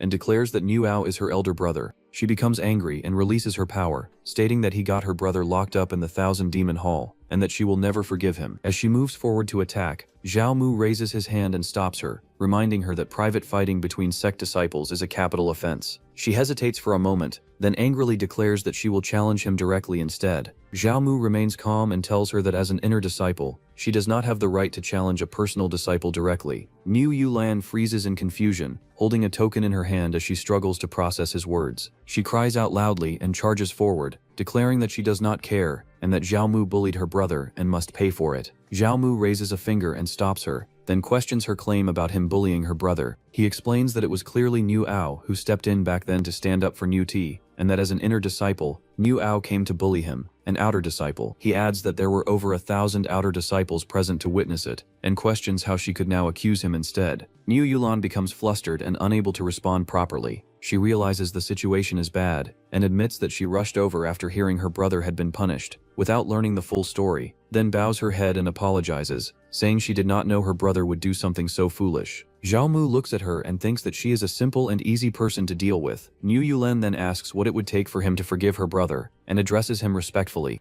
Zhao Mu responds that if Saintess had arrived any later, he might have been beaten to death, and questions how he could accept an apology so easily. Niu Yulan hurriedly apologizes again, and promises to do anything to make it up to him, saying she will agree to whatever he asks. Zhao Mu presents a pen and paper, saying words alone are not enough. Niu Yulan instantly catches the paper and pen. She then drops to the ground and steadies herself. Niu Yulan quickly grabs the paper and lifts it up, declaring that it is now written and signed in blood, and that she will keep her word. Zhao Mu looks at her calmly, thinking that she is easy to fool. He then states that he needs a maid to help handle various chores, and tells her that from now on she will follow him, causing her to react in confusion at the idea of becoming a maid. He questions her hesitation, asking if she does not want to, and she explains that her new demon clan holds a distinguished status, and that serving as his maid would bring shame to her clan. Zhao Mu considers this, and decides he needs to offer her an incentive, then asks what she likes most. Niu Yulan says that she personally likes eating. Zhao Mu presents a large pile of meat, and Niu Yulan reacts with shock, realizing that it is all flood dragon meat. Zhao Mu begins to make his offer, telling her to become his maid in exchange, offering that if she becomes his maid, all the flood dragon meat will belong to her, causing her to swallow nervously. Overwhelmed by the offer, Niu Yulan quickly steps forward with a flushed face and hurriedly declares that she is willing to become Zhao Mu's personal maid from this day forward, and will fulfill any of his requests. He leans closer and lifts her chin with a faint smile, asking what she should call him now, leaving her flustered as she struggles to respond. After a brief hesitation, she lowers herself and shyly calls him her master. Zhao Mu turns away and calmly instructs her to put away the flood dragon meat, and then help him set up a cave dwelling, and she immediately agrees with energy. As they move, the system informs that splitting 2,000 jin of flood dragon meat triggers a return, granting 20 jin of true dragon meat, which Zhao Mu recognizes as a generous reward from a legendary creature. He then arrives at a cave residence and reflects that although he can easily defeat opponents of the same level, his combat techniques are still limited. Sitting cross-legged while surrounded by energy, he considers that developing a few more formations will allow his combat strength to reach the next level. Raising his hand with energy gathering around it, he decides to begin with the basics first. Zhao Mu rises into the air as energy gathers around him, forming a powerful current while he begins setting up a wind formation, explaining that it is a basic formation requiring 36 divine runes to be inscribed. The formation circle below glows with a yin-yang pattern as runes begin to take shape, stabilizing the structure. Outside the cave dwelling, Niu Yulan guards the door while Xing Yurong comes and reacts with confusion. The two stand facing each other as Xing Yurong questions her identity, recognizing her as the Bull Demon King's daughter, and Niu Yulan acknowledges it while calmly stating that her current identity is her master's maid. Xing Yurong looks down at her book with a slight frown, and reflects that Zhao Mu keeps getting involved with women wherever he goes. She gestures and explains that Zhao Mu needs more books on formations, requesting guidance so she can deliver them to him. And Niu Yulan agrees and tells her to follow. Suddenly, both of them react in shock as a strong surge of power bursts outward from the cave. They brace themselves against the force as wind and energy swirl violently, and Xing Yurong remarks on the intense fluctuations of divine runes. Inside, Zhao Mu focuses his power into his hand as the energy condenses, completing the wind formation without inscribing a single rune. A powerful gust surges outward as the completed wind formation releases, sending Niu Yulan and Xing Yurong flying back through the air. They crash to the ground, clutching themselves as their clothes are torn and their bodies tremble from the force, while Niu Yulan cries out in shock. And with this, we've come to the end of today's episode. If you stayed till the last second, drop your thoughts about this story, and in the comments, guess what our MC will do next. A quick like helps more than you think, and subscribing makes sure you never miss what comes next. Thank you for watching, and check out this video right here.